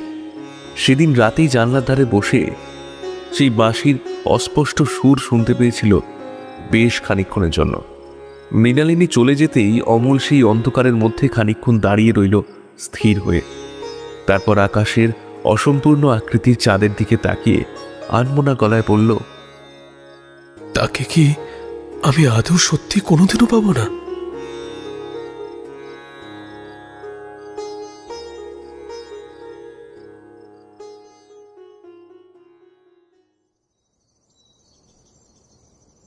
পরদিন সকাল হতে না হতেই মুখার্জি বাড়িতে এক অন্য শোরগোল এসে উপস্থিত হল। শোরগোলের কেন্দ্রবিন্দু মৃণালিনী ও তার নতুন এক আবদার। প্রভাষচন্দ্রবাবু হুঁকোতে টান দিয়ে বললেন, তা হঠাৎ মূর্তি শেখার ঝোঁক আসলো কেন? জমিদার বাড়ির ছোট মেয়ে কি এখন মূর্তি বানাতে যাবে কুমোরপাড়ায়? মৃণালিনী নিজের জেদি গলায় বলল, বাবা মশাই, কাল বাড়িতে আনা ওই মূর্তি দেখে আমারও ভীষণ মন চেয়েছে অমন মূর্তি বানানো শিখব। তার এই কথা শুনে গুরুগম্ভীর একটা নিঃশ্বাস ফেললেন প্রভাষচন্দ্রবাবু। তা বেশ তো, আমাদের ওই মূর্তি যে বানিয়েছে তাকেই বরং এ বাড়িতে আনানোর ব্যবস্থা করছি। তোমাকে মূর্তি বানানো শিখিয়ে দেবে। ওনার কথা শুনে মৃণালিনীর মনটা আনন্দে নেচে উঠল। মূর্তি বানানো শেখার থেকেও বেশি ওর আসল উদ্দেশ্য যে পূর্ণ হয়েছে তার জন্যই এই আনন্দ। ওদিকে শ্যামলী দেবী পান সাজতে সাজতে বললেন, এইভাবে মেয়েটাকে তোল্লায় দিও নে গো। শোর বাড়িতে গিয়ে যে এরপরই অন্যায় আবদার করলে তিষ্ঠতে পারবে নে। মেয়ের বিয়ে দিতে এখনো বছরখানেক অপেক্ষা করব, বুঝলে গিন্নি। তাছাড়া আগের দিন রবার্ট সাহেবের সাথে বৈঠকে বসেছিলাম, বুঝলে।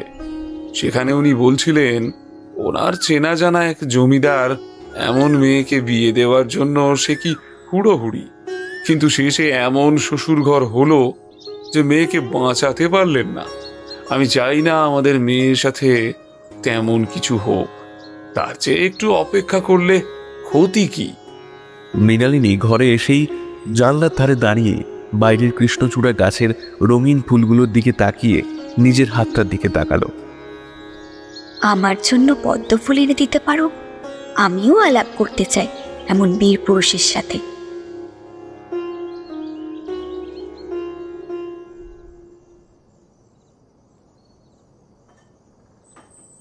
সবলা দেবী রান্নাঘরের দাওয়ায় বসে দুপুরের রান্নার যৎসামান্য আয়োজন করছিলেন। ঠিক সেই সময় এক জমিদার বাড়ির দূত এসে ওনার দরজায় উপস্থিত হলো। বাড়িতে আসে নাকি গো কেউ? সেই পালোয়ানের মতো ব্যক্তি হাঁক ছেড়ে বলল। হাতটা ধুয়ে দরজা খুলতেই সবলা দেবী সেই মানুষকে দেখে অবাক হয়ে ঘুমটা টেনে বললেন, হাই, কি হয়েছে? জমিদার মশাই আপনাকে আর আপনার ছেলেকে ডেকে পাঠিয়েছেন। জমিদার বাড়ির ছোট মেয়ে মূর্তি বানানো শিখতে চেয়েছেন, তাই আপনাকে তলব করা হয়েছে জমিদার বাড়িতে। আপনি এখন থেকে মিনু দিদিমণিকে মূর্তি বানানো শেখাবেন, আর আপনার ছেলের থাকার ব্যবস্থা ও বাড়িতেই করা হয়েছে। এখন চলেন জলদি নিজের ব্যাগপত্র নিয়ে চলে আসুন। একটু আগেই শোনা কথাগুলো যেন কিছুতেই নিজের কানে বিশ্বাস করে উঠতে পারছেন না সবলা দেবী। এতদিনে কি তবে ভগবান মুখ তুলে চাইল? আসছি, এখনই আসছি। সবলা দেবী দৌড়ে গিয়ে সবার আগে ঘরে রাখা ঠাকুরের মূর্তিতে প্রণাম করল। মা গো, এতদিনে মুখ তুলে চেয়েছ তুমি মা গো। সবলা দেবী দেরি না করে অমলকে ডাকতে গেলেন। অমল তখন বাড়ির পিছনের উঠোনে বসে উনানের জ্বালানির ব্যবস্থা করছে। অমল, আরে বাপ, আবার জলদি আয় এদিকে। কি হয়েছে মা, এত হাঁকডাক করছো কেন? আরে জমিদার বাড়ি থেকে ডাক এসেছে রে। জমিদার বাড়ি থেকে ডাক এসেছে মানে? ও তো মানে করিস না তো, চল আমার সাথে এক্ষুনি। যা জামা কাপড় জিনিসপত্র আছে সব থলিতে ভর শিগগির।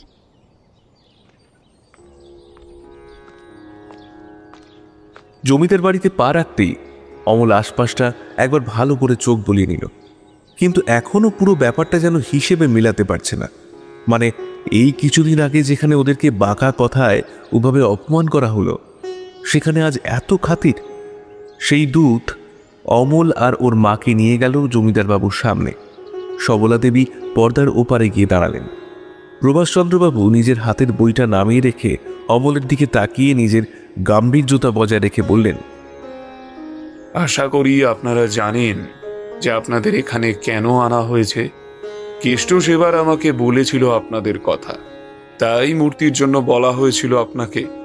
কিন্তু এখন আমার ছোট মেয়ে মিনু, ওর বড় স্বাদ হয়েছে মূর্তি বানানো শেখার। আমি চাই না জমিদার বাড়ির মেয়ে বাইরে বাইরে গিয়ে মূর্তি বানানো শিখুক। তাই ওর ছোট্ট আবদারটা রাখার জন্য আপনাকে আর আপনার ছেলেকে এখানে আনা হয়েছে। আপনারা এরপর থেকে এখানেই থাকবেন আর সময় মতো আমার মেয়েকে কাজ শেখাবেন। আপনাদের থাকার ব্যবস্থা বাইরের ঘরগুলোর মধ্যে একটিতে করা হয়েছে। পেন নাম নেবেন জমিদার মশাই? সবলা দেবী এই বলে অমলকে নিয়ে বেরিয়ে গেলেন ঘর থেকে। অমল মাথা তুলে তাকাতেই দেখল দোতলার বারান্দায় একজন দাঁড়িয়ে। সে আর অন্য কেউ নয়, মৃণালিনী। এলোমেলো ভিজে কেশরাশি তার কপালে লেপ্টে আছে খানিকটা। পরনের হলুদ শাড়ির আঁচলখানা বসন্তের ঢেউয়ের মতো কাঁচটাকে আবৃত করে রেখেছে।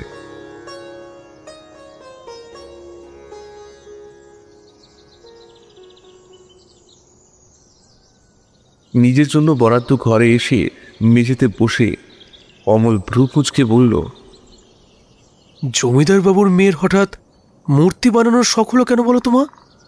আমি কিছুই তো ঠাহর করতে পারছি না। সবলা দেবী হাত জোর করে ভগবানকে প্রণাম করে বললেন, ঠাউর করে কাজ নেই, ভগবানকে স্মরণ কর যে আমাদের থেকে এত দিনে তারা মুখ তুলে চেয়েছেন। জমিদার বাবুর দয়ায় দুবেলা ভাতের জন্য আর চিন্তা করতে হইবে না। সেদিন বিকেল থেকেই মৃণালিনীর মূর্তি বানানোর শিক্ষা শুরু হয়ে গেল। একটি আলাদা ঘরে মৃণালিনীকে মূর্তি বানানো শেখাতে এলেন সবলা দেবী। মৃণালিনী অবাক হয়ে দেখতে লাগল মানুষ চাইলে কি সুন্দরভাবে মাটিকে নিজের মতো করে আকার দিতে পারে। মৃণালিনী যেই মুহূর্তে অবাক হয়ে এগুলো দেখছিল, তখন সবলা দেবী খানিক হেসে ওকে বললেন, মানুষ চাইলে অনেক কিছু করতে পারে, আর এই দুনিয়াতে তো সবই ভগবানের তৈরি। কিন্তু তবুও মানুষের থেকে বড় শিল্পী এ জগতে আর কেউ নেই। আচ্ছা, আপনার একটা ছেলে আছে না, সেও কি মূর্তি বানায়? মৃণালিনীর এমন অদ্ভুত প্রশ্নে সবলা দেবী ভ্রু কুঁচকে বললেন, সে আছে, কিন্তু তার মূর্তি বানাতে মন নেই।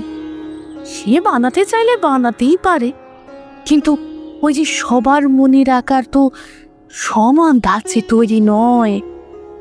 কেন? তবে তার কিসে মন? তুমি এত সুন্দর মূর্তি বানাও, আর তোমার ছেলে কিনা মূর্তি বানাতে পারে না? বানাতে পারে না তা তো বলিনি, আসলে গল্প লিখতে চায়, অনেক বড় লেখক হতে চায়। পয়সার জন্য ওর পড়াশুনো আমি পুরো করাতে পারিনি, কিন্তু তবুও সারাদিন এই আপিস ওই আপিস ঘুরে ঘুরে যদি একটা পত্রিকাতে নিজের লেখা চাপাতে পারে, তার জন্য হন্যে হয়ে ঘুরে বেড়ায়। কে জানি আমি যখন থাকবো না তখন কি করবে।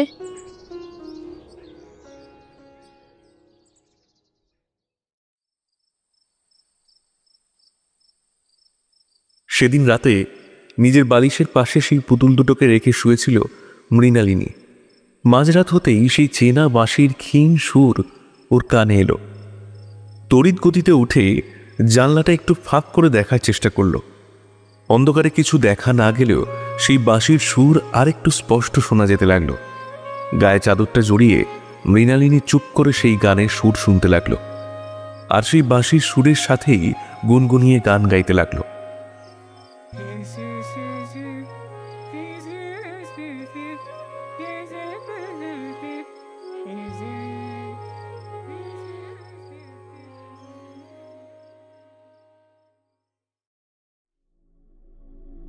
এভাবে দিনের পর দিন পেরিয়ে যায়। একই বাড়িতে থেকেও অমল আর মৃণালিনী কোনো দিন ওভাবে মুখোমুখি কথা বলেনি। শুধুমাত্র সবলা দেবী আসতেন ওকে মূর্তি বানানো শেখাতে। আর যখনই মৃণালিনী দস্যিপনার কারণে বাড়ি থেকে লুকিয়ে চুরিয়ে বেরোতো কিংবা মায়ের সাথে কাজের নাম ধরে উঠানে আসত, তখনই তার দেখা পেত অমল। সেখানে খানিকক্ষণের জন্য অপলক দৃষ্টিতে চেয়ে থাকত সে, ঠিক যেমন মানুষ অনেক সময় তার পছন্দের রাতের আকাশের দিকে তাকিয়ে থাকে, সেরকম।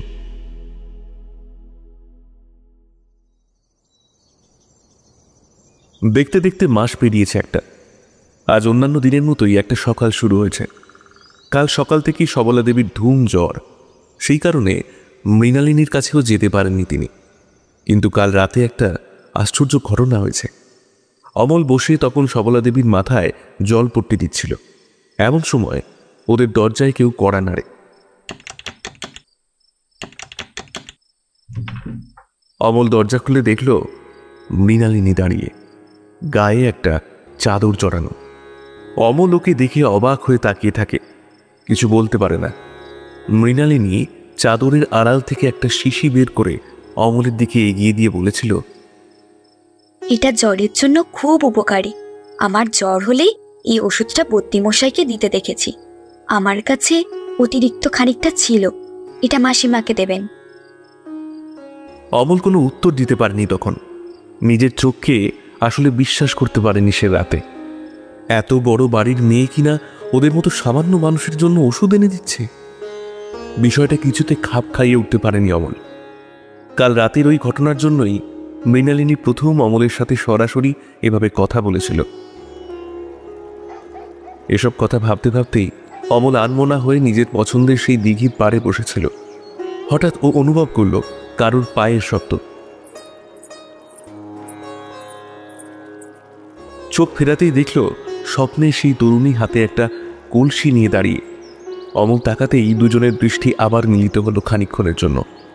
অমল চোখ সরিয়ে নিলেও মৃণালিনী চোখ সরাল না, বরং স্বাভাবিক গলাতেই প্রশ্ন ছুড়ে দিল, আপনি কি সারাদিন এই দিঘির পাড়েই বসে থাকেন নাকি? হ্যাঁ। অমল শুনে ভীষণ ভ্যাবাচ্যাকা খেল। না, আসলে হ্যাঁ, আমার তো কাজ নেই কোনো, তাই আর কি সময় কাটানোর জন্য এখানে চলে আসি। ভীষণ ভালো লাগে। কিন্তু আপনি এখানে কি করছেন? কাজ নেই মানে? এই তো মাসিমা সেদিন বলছিলেন যে আপনি নাকি অফিসে গিয়ে লেখা জমা করেন, লেখালেখিও করেন, তা কাজ নেই বলছেন কেন তাহলে? মৃণালিনী কলসিটা রেখে অমলের পাশে খানিকটা দূরত্ব রেখে বসল। মৃণালিনীকে এভাবে নিজের পাশে বসতে দেখে অমল আশেপাশে তাকিয়ে বলল, এভাবে আমার পাশে বসবেন না। কেউ দেখে নিলে, আপনার বাড়িতে জানালে তারা খারাপ ভাববে, আর আমাদেরও যা নয় তাই বলা হবে। আপনি জমিদারের মেয়ে। মৃণালিনীর কথাটা বিশেষ পছন্দ হলো না। তাই বুঝি? তা বাড়িতে জানালে কি হবে সে না হয় বুঝলাম, এও বুঝলাম যে আমি জমিদারের মেয়ে। কিন্তু আমি জমিদারের মেয়ে বলেই কি তুমি সারাক্ষণ ওরা মুখি ঝুঁকি দিয়ে আমাকে দেখার চেষ্টা করো? আর ওই যে তুমি একদিন বহুরূপী সেজে, একদিন ফেরিওয়ালা সেজে আমার বাড়ির সামনে আসতে, তা কি আমি জানি না ভেবেছ? সেদিন রাতে আমাকে পড়ে যাওয়া থেকে বাঁচালে, তখনই বা তুমি আমাদের বাড়ির বাইরে শেওড়া বনে কি করছিলে শুনি? অথচ আমি তোমার পাশে বসলেই তখন তোমার ভারী মুশকিল হয়ে যায়, তাই না? অমল বুঝতে পারল না ও কি বলবে। মেয়েটা এত কিছু জেনে গেছে সেটাই যেন ভেবে উঠতে পারছে না। হতভম্বের মতো তাকিয়ে রইল ওর দিকে। এই কারণে মূর্তি শেখার নাম করে আপনি? তা নয় তো কি, আপনার মতো গাধা দুটো হয় না। অমল বেচারা বেবুকের মতো বসে রইল। ওর আড়ালে যে এত বড় যুদ্ধ ইতিমধ্যে শুরু হয়ে গেছে সে কি জানতো নাকি? তুমি তো ভারী সুন্দর গান করো, বাঁশিও বাজাও, তা একটা গান শোনাও তো জলদি জলদি। এখন তো নয়তো কখন, করো বলছি। মৃণালিনীর কথা শুনে একটা ঢোক গিলে অমল গলাটা খাঁকড়াল। দিঘির টলমল জলের দিকে তাকিয়ে একটা দীর্ঘশ্বাস ফেলে গান গাওয়া শুরু করলো।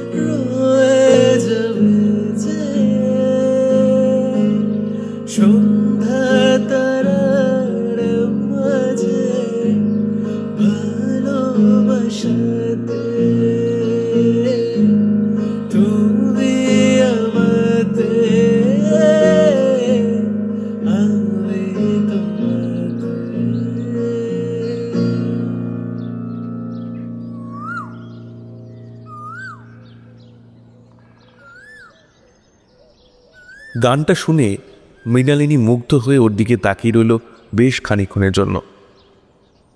আপনি কিন্তু এখন বলবেন না যে গান শিখতে চান। মৃণালিনী মৃদু হাসল। না, তা বলবো না। তবে মাসিমা কেমন আছেন এখন? আগের থেকে একটু ভালো। জ্বর হয়তো এখনো আছে, তবে আজ হয়তো আপনাকে মূর্তি বানানো শেখাতে যেতে পারবে না। মাসিমা আসতে পারবে না, তাহলে তুমি আসবে? আমি? কিন্তু কেন? আমাকে মূর্তি বানানো শেখানোর জন্য। মাসিমা তো বলেছিলেন যে তুমিও নাকি মূর্তি বানাতে পারো, কিন্তু বানাতে চাও না। এবার না হয় আমাকে একটু বানানো শেখালে, তাতে সমস্যা তো কিছু নেই। কিন্তু জমিদার মশাই জানতে পারলে? বাবা মশাইকে আমি বুঝে নেব, তোমার এত চিন্তা করতে হবে না। আজ বিকেলে অপেক্ষা করব। শিক্ষক হিসেবে আমাকে একটুখানি না হয় মূর্তি বানানো শেখালে, আশা করি বিকালটা খুব একটা বরবাদ করব না।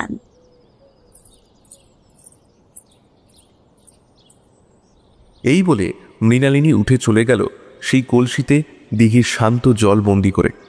দিঘির জল শান্ত হলেও দুটো মন এখন যেন অশান্ত হয়ে উঠেছে। দুটো তরুণ প্রাণোচ্ছল মন সবেমাত্র বসন্তের ছোঁয়া পেতে শুরু করেছে। বসন্ত এসেছে সে তো অনেক দিন হলো, কিন্তু মনে বসন্তের ছোঁয়া যেন একেবারে নতুন। একেবারে বছরের প্রথম বৃষ্টির মতো সে মাটির সোঁদা গন্ধ আর গাছের পাতার ভিজে নিঃশ্বাস যেন মনকে দোলা দিয়ে চলে যাচ্ছে ক্রমাগত। সেদিন বিকালে অমল গেছিল মৃণালিনীকে মূর্তি বানানো শেখাতে। শ্যামলী দেবী কিংবা অন্নপূর্ণা দেবী কিংবা বাড়ির অন্য কেউ সেদিন যাতে জানতে না পারে, তাই মৃণালিনী অমলকে বলেছিল একেবারে সেই সময় আসতে যখন যে যার ঘরে সান্ধ্য পূজা কিংবা অন্যান্য কাজে ব্যস্ত থাকে। সবার অলক্ষ্যে সেদিন দুটো মানুষ আরও একটু কাছাকাছি এসেছিল। তাদের মন একটু একটু করে বসন্তের আলিঙ্গন পেতে শুরু করেছিল। সেদিন মাটির ধাঁচে মূর্তির এক অনন্য কারুকার্য তৈরি হয়ে গেছিল। সেই ধাঁচ গতানুগতিক পথে তৈরি হয়নি, তা তৈরি হয়েছিল ভালোবাসার ছোঁয়ায় মোড়া। সেদিন অমল ফিরে যাওয়ার আগে মৃণালিনী ওকে বলেছিল, মূর্তি তো মন্দ বানাও না, তবে এ কাজেই তো মন দিতে পারো। অমল কোনো জবাব দেয়নি। এভাবেই চলতে থাকে সবকিছু। একদিন দিঘির পাড়ে বসে অমল অবশেষে মৃণালিনীকে শুনিয়েছিল ওর জন্য লেখা সেই কবিতা। রাতের চাঁদ জানতে চায় তোমার পরিচয়টি কি, ওগো তাদের বলি কি সাধ্যে, তোমার নাম এক বড় স্বপ্ন, যে স্বপ্ন চেতনে অবচেতনে গ্রাস করেছে আমায়। দিঘির পাড়ে পদ্ম ফুল এনে দিতে পারি যদি তাও অনুমতি।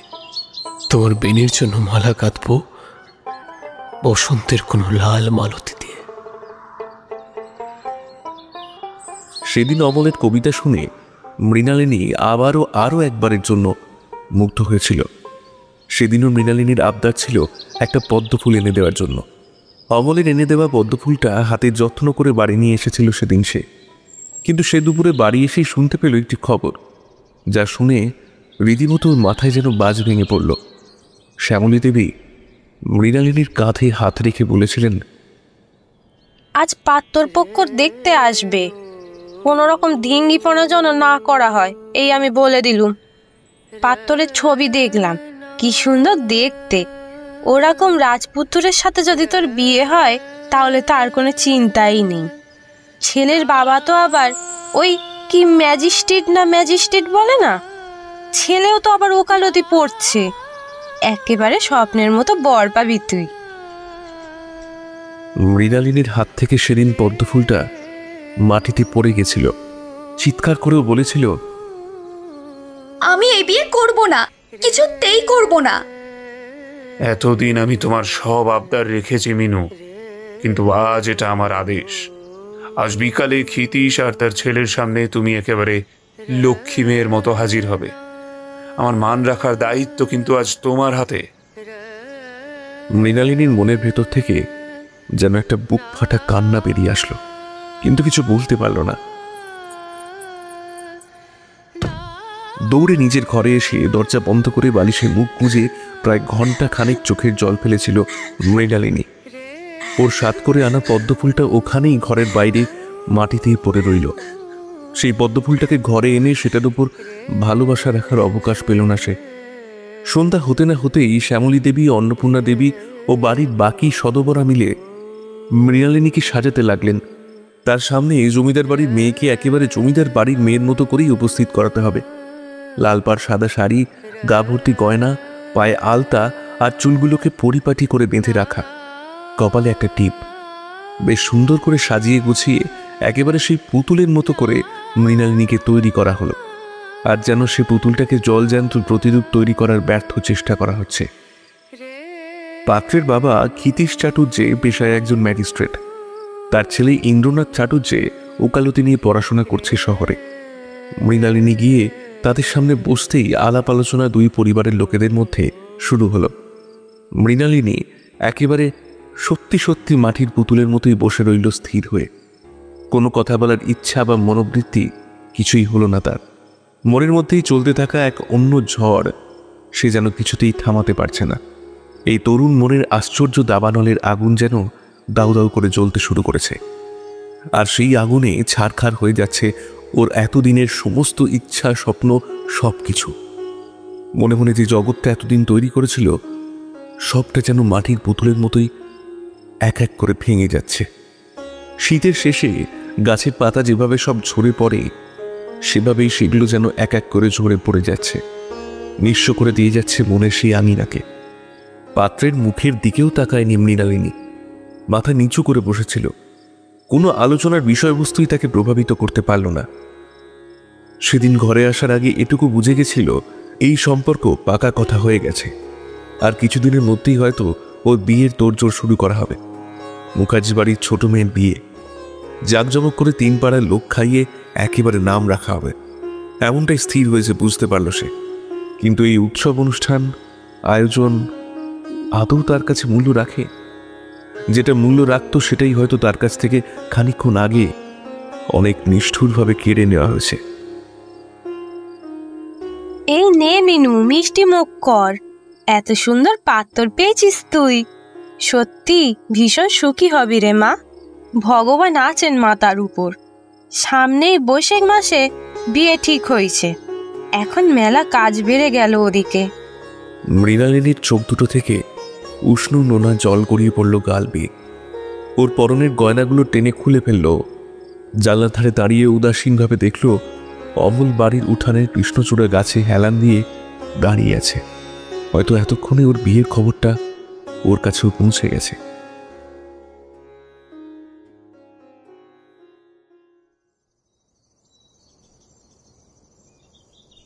পরদিন দিঘির পাড়ের পরিবেশটা ভীষণ থমথমে প্রকৃতির। মৃণালিনী নিজের গালটা মুছে শান্ত ও অত্যন্ত স্থির গলায় বলল, আর হয়তো আমাদের বাড়ি থেকে বের হতে দেবে না। সামনের বৈশাখ মাসেই বিয়ে। এই দিঘির পাড়, মাটির পুতুল সবগুলো ফেলে রেখেই হয়তো এভাবেই আমাদের চলে যেতে হবে। অমল কোনো উত্তর দেয়নি। বরাবরের মতোই ও শান্ত হয়ে শুধু মৃণালিনীর কথা শুনেছে। কি মন হতে হঠাৎ নিজের পাঞ্জাবির বুক পকেট থেকে একটা রূপলি রঙের নূপুর বের করে তার দিকে এগিয়ে দিয়ে বলল, তোমার এই জিনিসটা আমার কাছে রয়ে গেছে, নিয়ে যাও। তোমার কোনো স্মৃতি যেন আমার মৃত্যুর কারণ না হয়, নিয়ে যাও এটা। মৃণালিনীর মতো চঞ্চল জেদি মেয়েও সেদিন বিহ্বল হয়ে তাকিয়েছিল। প্রশ্ন করেনি সেই নূপুরটা কিভাবে কবে অমলের কাছে এসে পৌঁছেছিল। শুধু এই দৃশ্যটা দেখে আরও একবার অবাক হয়েছিল যে ওর নূপুরটা এতদিন কিভাবে খুব খুব যত্নে একজনের বুক পকেটে জায়গা পেয়েছিল। মৃণালিনী কোনো জবাব দিচ্ছে না দেখে অমল নিজেই উদ্যত হয়ে মৃণালিনীর পায়ে নূপুরটা পরিয়ে দিল। সেদিন হয়তো শেষবারের মতো অমলের ছোঁয়ায় মৃণালিনী শিহরিত হয়েছিল। আরও একবার ওর আলতো স্পর্শে আবেশিত হয়েছিল সেই শেষবারের মতো। এই কৃষ্ণচূড়া গাছ, চলতে থাকা বসন্ত, গাছের পড়তে থাকা পাতা, ভিজে ঘাস, দিঘির জল সবাই জেনে গেল আরও একটা গল্পের শেষ ঠিক এভাবেই যেখানে চলে যেতে হয়।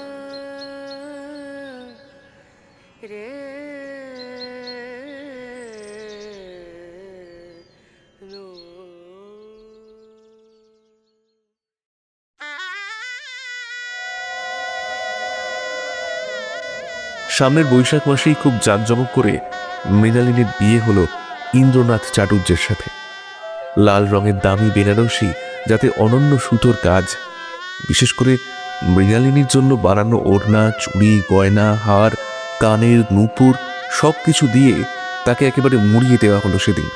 শ্যামলী দেবী ওর বিয়ের সাজ দেখে নজর তিলক দিলেন কানের পাশে। কি মিষ্টি লাগছে আমার মেয়েকে, অনেক সুখী হরে মা। দেখবি জামাই তোকে অনেক ভালো রাখবে। সেদিন ছোট্ট মৃণালিনী নিজের ওই মল্লিকার কোলে মাথা রেখে অঝরে কেঁদেছিল। হয়তো কিছু পাল্টাবে না, এভাবেই সব ছেড়ে যে তাকে চলে যেতে হচ্ছে, সেই কষ্ট তাকে সারা জীবন বয়ে বেড়াতে হবে। উলুধ্বনি, শাঁখের আওয়াজ, সানাই সবকিছুর মধ্যে দিয়ে বিয়ে হলো মৃণালিনীর।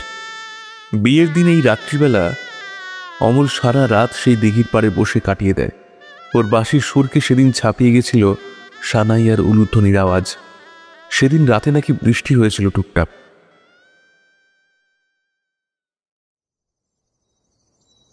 পালকি করে মৃণালিনী তার শ্বশুরবাড়ি চলে যাওয়ার পরের দিন সকালে অমলের মা অর্থাৎ সবলা দেবী মারা যান।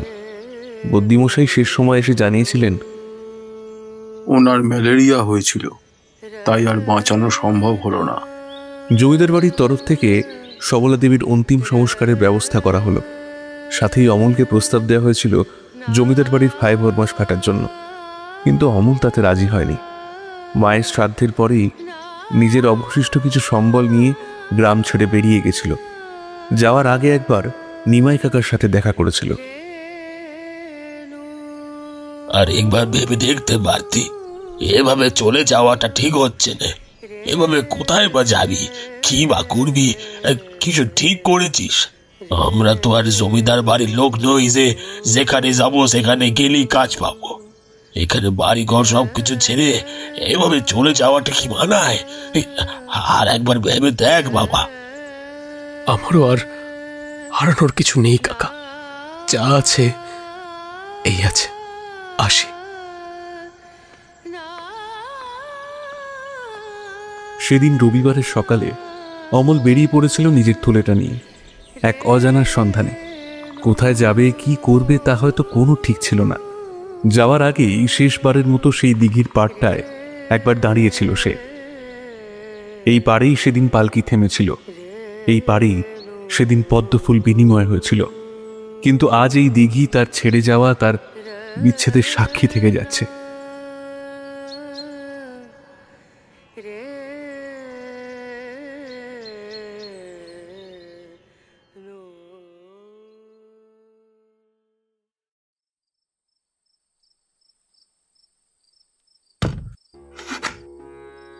বৌভাতের দিন রাতের বেলায় ইন্দ্রনাথ ঘরে আসতেই বিছানায় গুটিসুটি দিয়ে বসল মৃণালিনী। নিজের আঙুলে আঁকড়ে ধরল শাড়ির আঁচলটা। ইন্দ্রনাথ এসে ওর সামনে দাঁড়িয়ে শান্ত অথচ কঠিন গলায় বলল, আমি আজ তোমাকে সব সত্যি কথা বলতে চাই। দেখো, আমি জানি তুমি হয়তো অনেক আশা নিয়ে এই বাড়িতে এসেছ, কিন্তু সত্যি এটাই যে বিয়ে হয়ে গেলেও আমি তোমাকে কোনোদিনও ভালোবাসতে পারবো না। তার কারণ এটা নয় যে আমি এই বিয়ে মানিনি। আমি স্বদেশী কার্যকলাপের সাথে যুক্ত। আমার বেঁচে থাকা না থাকার কোনো নিশ্চয়তা নেই। আমার আজ বেঁচে থাকা সম্ভব হলেও কাল হয়তো ব্রিটিশ পুলিশের একটা গুলিতেই আমার প্রাণ হারাতে পারে। আমার এই অনিশ্চিত জীবনে আমি তোমাকে নিজের ভালোবাসার সাথে জড়িয়ে তোমাকে কষ্ট দিতে চাই না। আমার মৃত্যু কিংবা জীবন সবটাই দেশ মায়ের জন্য। সেখানে সম্পর্কের পিছু টান আমার জন্য নয়। আমি কাউকে এই গোপন কথা বলতে পারিনি বলেই আজ হয়তো তুমি আমার স্ত্রী, কিন্তু যতদিন আমি বেঁচে আছি তোমাকে আমি অমর্যাদা করব না, কথা দিলাম। ইন্দ্রনাথের কথা শুনে মৃণালিনী বিহ্বল হয়ে তাকিয়ে রইল। রাজা রামমোহন রায় সতীদাহ প্রথার জন্য লড়াই করেছিলেন। সেই লড়াইতে আমার বাড়ির আমার দাদামশাই অর্থাৎ আমার পিতার পিতা তাদের কিছুমাত্র সাহায্য করতে পেরেছিলেন। তাই বলতে পারো আমার দাদামশাইয়ের থেকেই হয়তো এই অনুপ্রেরণা আমার পাওয়া। তাছাড়া চারদিকে ব্রিটিশরা যেভাবে দিনের পর দিন আমাদের দেশমায়ের ওপর, আমাদের দেশের মানুষের উপরে অকথ্য অত্যাচার করে চলেছে, তাতে করে স্বাধীনতা আমার এক আর একমাত্র বেঁচে থাকার কারণ। আজও একটা ব্রিটিশ রাইফেল কারখানা আক্রমণের পরিকল্পনা রয়েছে, সেখানে আমি যেতে পারিনি আমার এই বাড়ির অনুষ্ঠানের জন্য। আমি হয়তো তোমার উপরে অনেক বড় অন্যায় করে ফেলেছি, কিন্তু আমার পরিচয় যদি কোনোভাবে প্রকাশিত হতো তাহলে যে অনেক বড় কেলেঙ্কারি হয়ে যেত। আমি চেয়েও কিছু করতে পারিনি মৃণালিনী। হয়তো আমার মৃত্যুর পরে তুমি আবার নতুন করে জীবন শুরু করবে। আমি চাইবো আমার যদি মৃত্যু হয় তারপরেও যেন তুমি নিজের ভালোবাসার মানুষ, তোমার জীবনের সত্যিকারের জীবনসঙ্গীর সাথে প্রকৃতভাবে সুখে থাকো।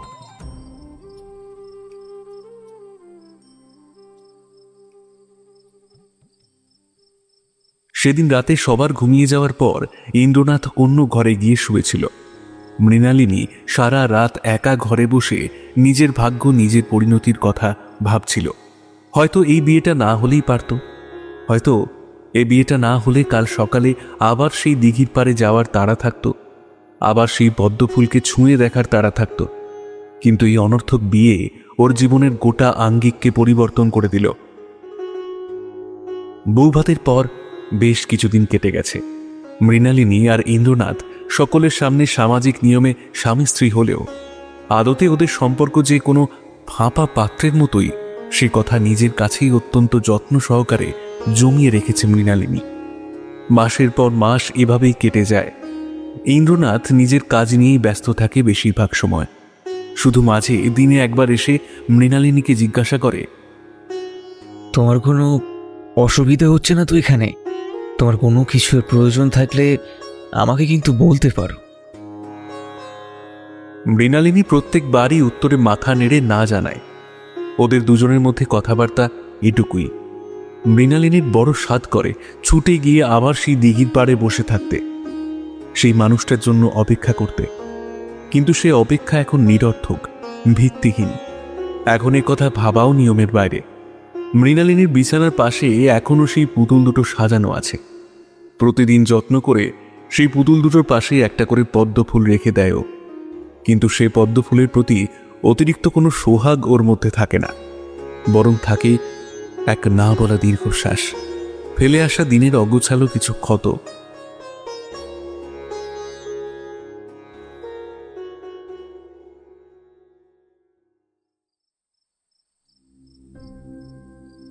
প্রায় 2 মাস পর সেদিন রাত্রিবেলায় হঠাৎ মাঝরাতে একটা চিঠি আসায় হন্তদন্ত হয়ে বেরিয়ে পড়ে ইন্দ্রনাথ।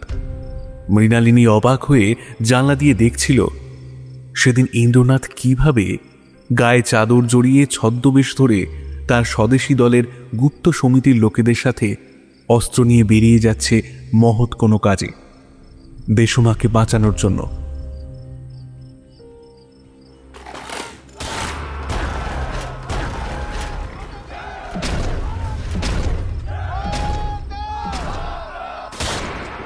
দূর থেকে কোনো কারখানায় গোলাগুলির শব্দ, চিৎকার শোনা যাচ্ছে বাড়ি থেকে। সারা রাত সেদিন এইসব করেই কেটে গেল। ভোর রাতের দিকে মৃণালিনীর চোখ লেগে গেছিল, কিন্তু হঠাৎ দরজায় প্রচণ্ড কড়া নাড়ার শব্দ শুনে মৃণালিনী চমকে উঠল। ঘুম ভাঙতেই বুঝল ভোর হতে এখনো খানিক বাকি আছে। মৃণালিনী দরজা খুলতেই দেখল ইন্দ্রনাথ দাঁড়িয়ে, চোখ মুখ একেবারে বিধ্বস্ত, চুলগুলো ঘামে ভিজে লিপটে গেছে কপালে, পরনের পাঞ্জাবিতে কয়েক ফোঁটা রক্তের ছিটে। মৃণালিনী দরজা খুলতেই ইন্দ্রনাথ নিজের টাল সামলাতে না পেরে মাটিতে বসে পড়ল। ঘটনাটা আসলে কি হচ্ছে বুঝতে পারল না মৃণালিনী প্রথমে, কিন্তু তারপর ইন্দ্রনাথের বুকের কাছে রক্তের দাগ দেখে বুঝল ওর বুকে গুলি লেগেছে। এ কি, আপনার তো গুলি লেগেছে। আর হয়তো কিছুক্ষণ আছে আমার হাতে। আমি তোমাকে আমার শেষ কথাটা বলে যেতে চাই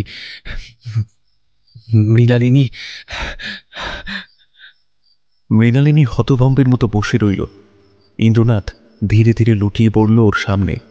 সেই প্রথম ইন্দ্রনাথকে স্পর্শ করেছিল মৃণালিনী, সেই প্রথম, আর সেটাই হয়তো শেষ।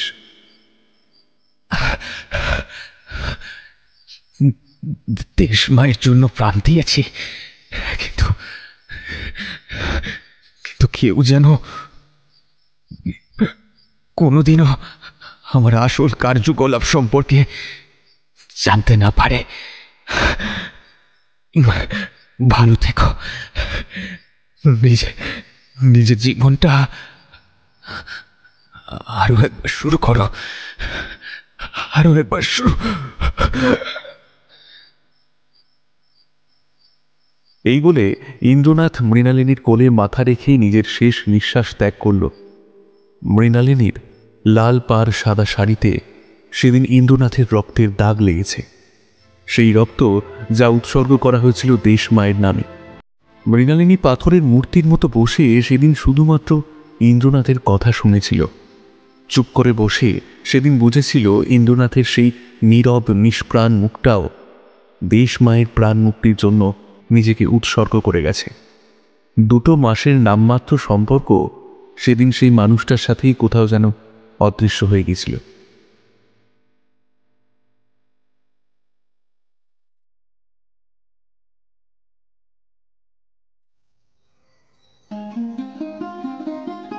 মৃণালিনীর শ্বশুর বাড়িতে তাঁর শাশুড়ি মা, যে তাকে কিছু মাস আগেই আদর করে বরণ করে এনেছিলেন, সেই তিনি মৃণালিনীর চুলের মুঠি ধরে অকথ্য ভাষায় চিৎকার করতে লাগলেন।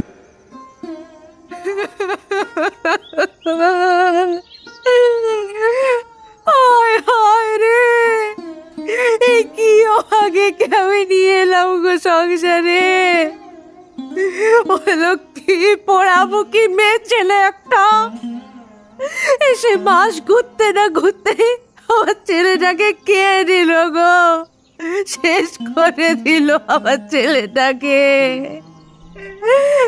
এই ডাইনিকে সংসারে এনে আমি কি পাপ করেছি ভগবান, সে আমার ছেলেটাকে এইভাবে চলে যেতে হলো। ইন্দ্রনাথের মা অর্থাৎ ক্ষিতীশবাবুর বউ প্রচণ্ড কাঁদতে কাঁদতে পাগলের মতো কথাগুলো বলতে লাগলেন। মৃণালিনীর হাত থেকে শাঁখা পলা খুলিয়ে ওর সিঁদুর ধুইয়ে দেওয়া হলো ইন্দ্রনাথের মৃতদেহের সামনে। সেখানে জমায়েত হওয়া সকলের কাছে ইন্দ্রনাথের মৃত্যুর জন্য দায়ী মৃণালিনী। যেখানে মৃণালিনীর নিজের ভূমিকা বোঝার আগেই এই গল্পের উপসংহার চলে এলো, সেখানে ওকেই কিনা মূল দোষী হিসেবে প্রমাণিত করা হলো। এই পরিবেশে নাবালিকা মৃণালিনীর বলার বা করার মতো অবস্থা ছিল না। এই শোনো, এই অপয়াকে কালই বাপের বাড়ি রেখে এসো। প্রথমে আমার ছেলেকে খেয়েছে, না জানি আর কি কি খাবে এই পোড়ার মুখিটা। সামনে ইন্দ্রনাথের নিথর মৃতদেহ পড়ে তাকে ঘিরে কান্নার রোল উঠেছে অনেকের। কঠোর মানুষ ইন্দ্রনাথের বাবা ক্ষিতীশবাবুর চোখেও জল। বাড়ির ভীষণ আদরের ছেলে ছিল ইন্দ্রনাথ, কিন্তু তার এই মৃত্যুর জন্য সত্যি কি দায়ী মৃণালিনী? নিজেকেই নিজে প্রশ্নটা করল, কিন্তু কোনো উত্তর পেল না অবশেষে। সেদিনই মুখার্জি বাড়িতে পত্র লিখে তলব করা হলো। মুখার্জি বাড়ির ছোট মেয়ের এভাবে কপাল পোড়ার খবর শুনে শ্যামলী দেবী চিন্তায় আর অস্থিরতায় অসুস্থ হয়ে পড়লেন। পরদিন বিকেলে পালকি এসে মৃণালিনীকে ফেরত দিয়ে গেল মুখার্জি বাড়িতে। মৃণালিনীর ঢালাও লম্বা চুল এখন একেবারে নিশ্চিহ্ন, পরনে বেরঙিন সাদা শাড়ি। অস্থির পা দুটো আজ প্রচণ্ড শান্ত, অতিরিক্ত শান্ত পদে বাড়িতে প্রবেশ করছে। আজ মুখার্জি বাড়িতে যেন একটা শোকস্তব্ধতা পালন করা হচ্ছে। মৃণালিনীকে দেখে শ্যামলী দেবী ছুটে এসে ওর গালে সপাটে একটা চড় মারলেন। হ্যাঁ রে মুখ পুরি অপয়া অলক্ষণে মেয়ে কোথাকার, শ্বশুর বাড়িতে গিয়েও তিষ্টবার উপায় পেলি নে, তাই না? এখন মুখ উঠিয়ে চলে এসছিস বাপের বাড়িতে। হ্যাঁ, এমন অলক্ষণে কপাল নিয়ে বেঁচে আছিস কেন? মরে যেতে পারলি নে। মল্লিকা মৃণালিনীকে শ্যামলী দেবীর হাত থেকে বাঁচালেন। শ্যামলী দেবী কপালে হাত দিয়ে মেঝেতে বসে পড়লেন। কোন জন্মের পাপের শাস্তি আমাকে এ জন্মে দিচ্ছ ঠাকুর? মৃণালিনীকে নিয়ে মল্লিকা নিজের ঘরে এলো। সে চুপ করে বিছানায় গিয়ে বসল। ওর হাতের থলেটা কোলের কাছে চেপে রেখে মেঝের দিকে শান্ত দৃষ্টিতে তাকিয়ে থেকে মল্লিকাকে প্রশ্ন করল, এখানে আমি সত্যিই দোষী, তাই না পিসিমা? মল্লিকা এসে মৃণালিনীর দুই গালে হাত রেখে করুণ গলায় বলল, এমনটা বলিস নে মা, এখানে তোর কোনো দোষ নেই। মানুষের জন্ম, মৃত্যু, বিয়ে 3 বিধাতার নিয়ম। সেখানে মানুষ কি করবে? মানুষের মৃত্যু কি আর কারোর হাতে থাকে রে? কার কখন আয়ু শেষ হবে সেটা আমরা কি করে জানব? কিন্তু এই সমাজ, এরা কেউ সেটা বুঝবে না রে। মল্লিকা তাকে জড়িয়ে ধরে শান্ত করার চেষ্টা করল।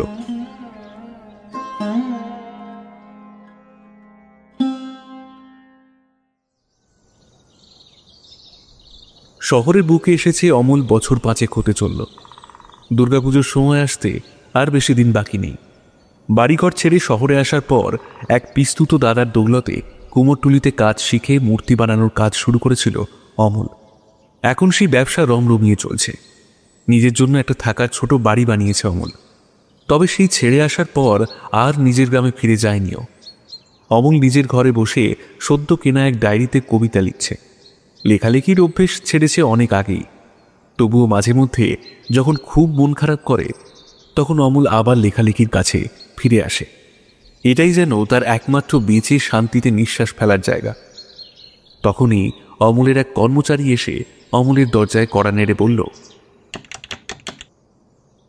দাদাবাবু, নতুন মূর্তির অর্ডার আইছে। মল্লিকপাড়ার মুখার্জি জমিদার বাড়িতে দুর্গাপুজো হইবে, তাই মূর্তির অর্ডার আইছে। বেশ বড় অঙ্কের টাকা দেবে বলেছেন জমিদার বাবু। মল্লিকপাড়ার নামটা শুনে অমলের হাত থেকে পেনটা পড়ে গেল। ডায়েরির অধরা কবিতাটা ওখানেই পড়ে রইল। গলার কাছটা কেমন যেন ধরে এলো ওর। শরতের শুরুতে এসেও সেই বৈশাখ মাসের মতো ভ্যাবসা এক দম বন্ধ করা পরিবেশ মনে হতে লাগলো। ক্ষীণ গলায় জবাব দিল, অর্ডারটা নাও, আমি নিজে মূর্তি দিয়ে আসতে যাব।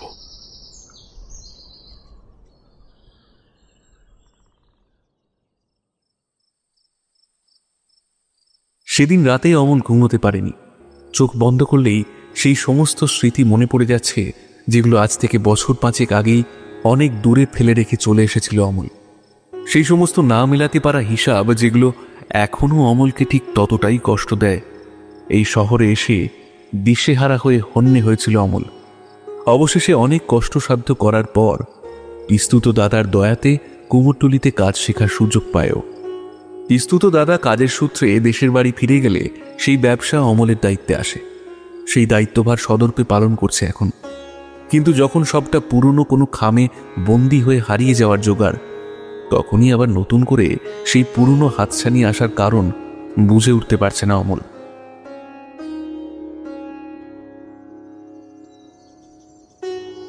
প্রায় বছর 5 বাদে মল্লিকপাড়ায় পা রাখল অমল। অনুভূতিটা ঠিক হয়তো বলে প্রকাশ করতে পারবে না। যেখানে সবকিছু অগোছালো করে ফেলে রেখেই চলে গেছিল, সেখানেই আবার ফিরে আসতে হলো ভাগ্যের পরিহাসে। বলা ভালো, এই সুযোগ অমল নিজেই হাতছাড়া করতে চায়নি।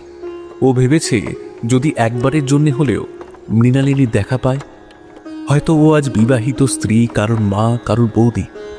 কিন্তু ওর জন্য বরাবরের মতো একটা বন্ধু, এমন একটা বন্ধু যাকে অমল ভালোবেসেছিল, অনেকটা ভালোবেসেছিল।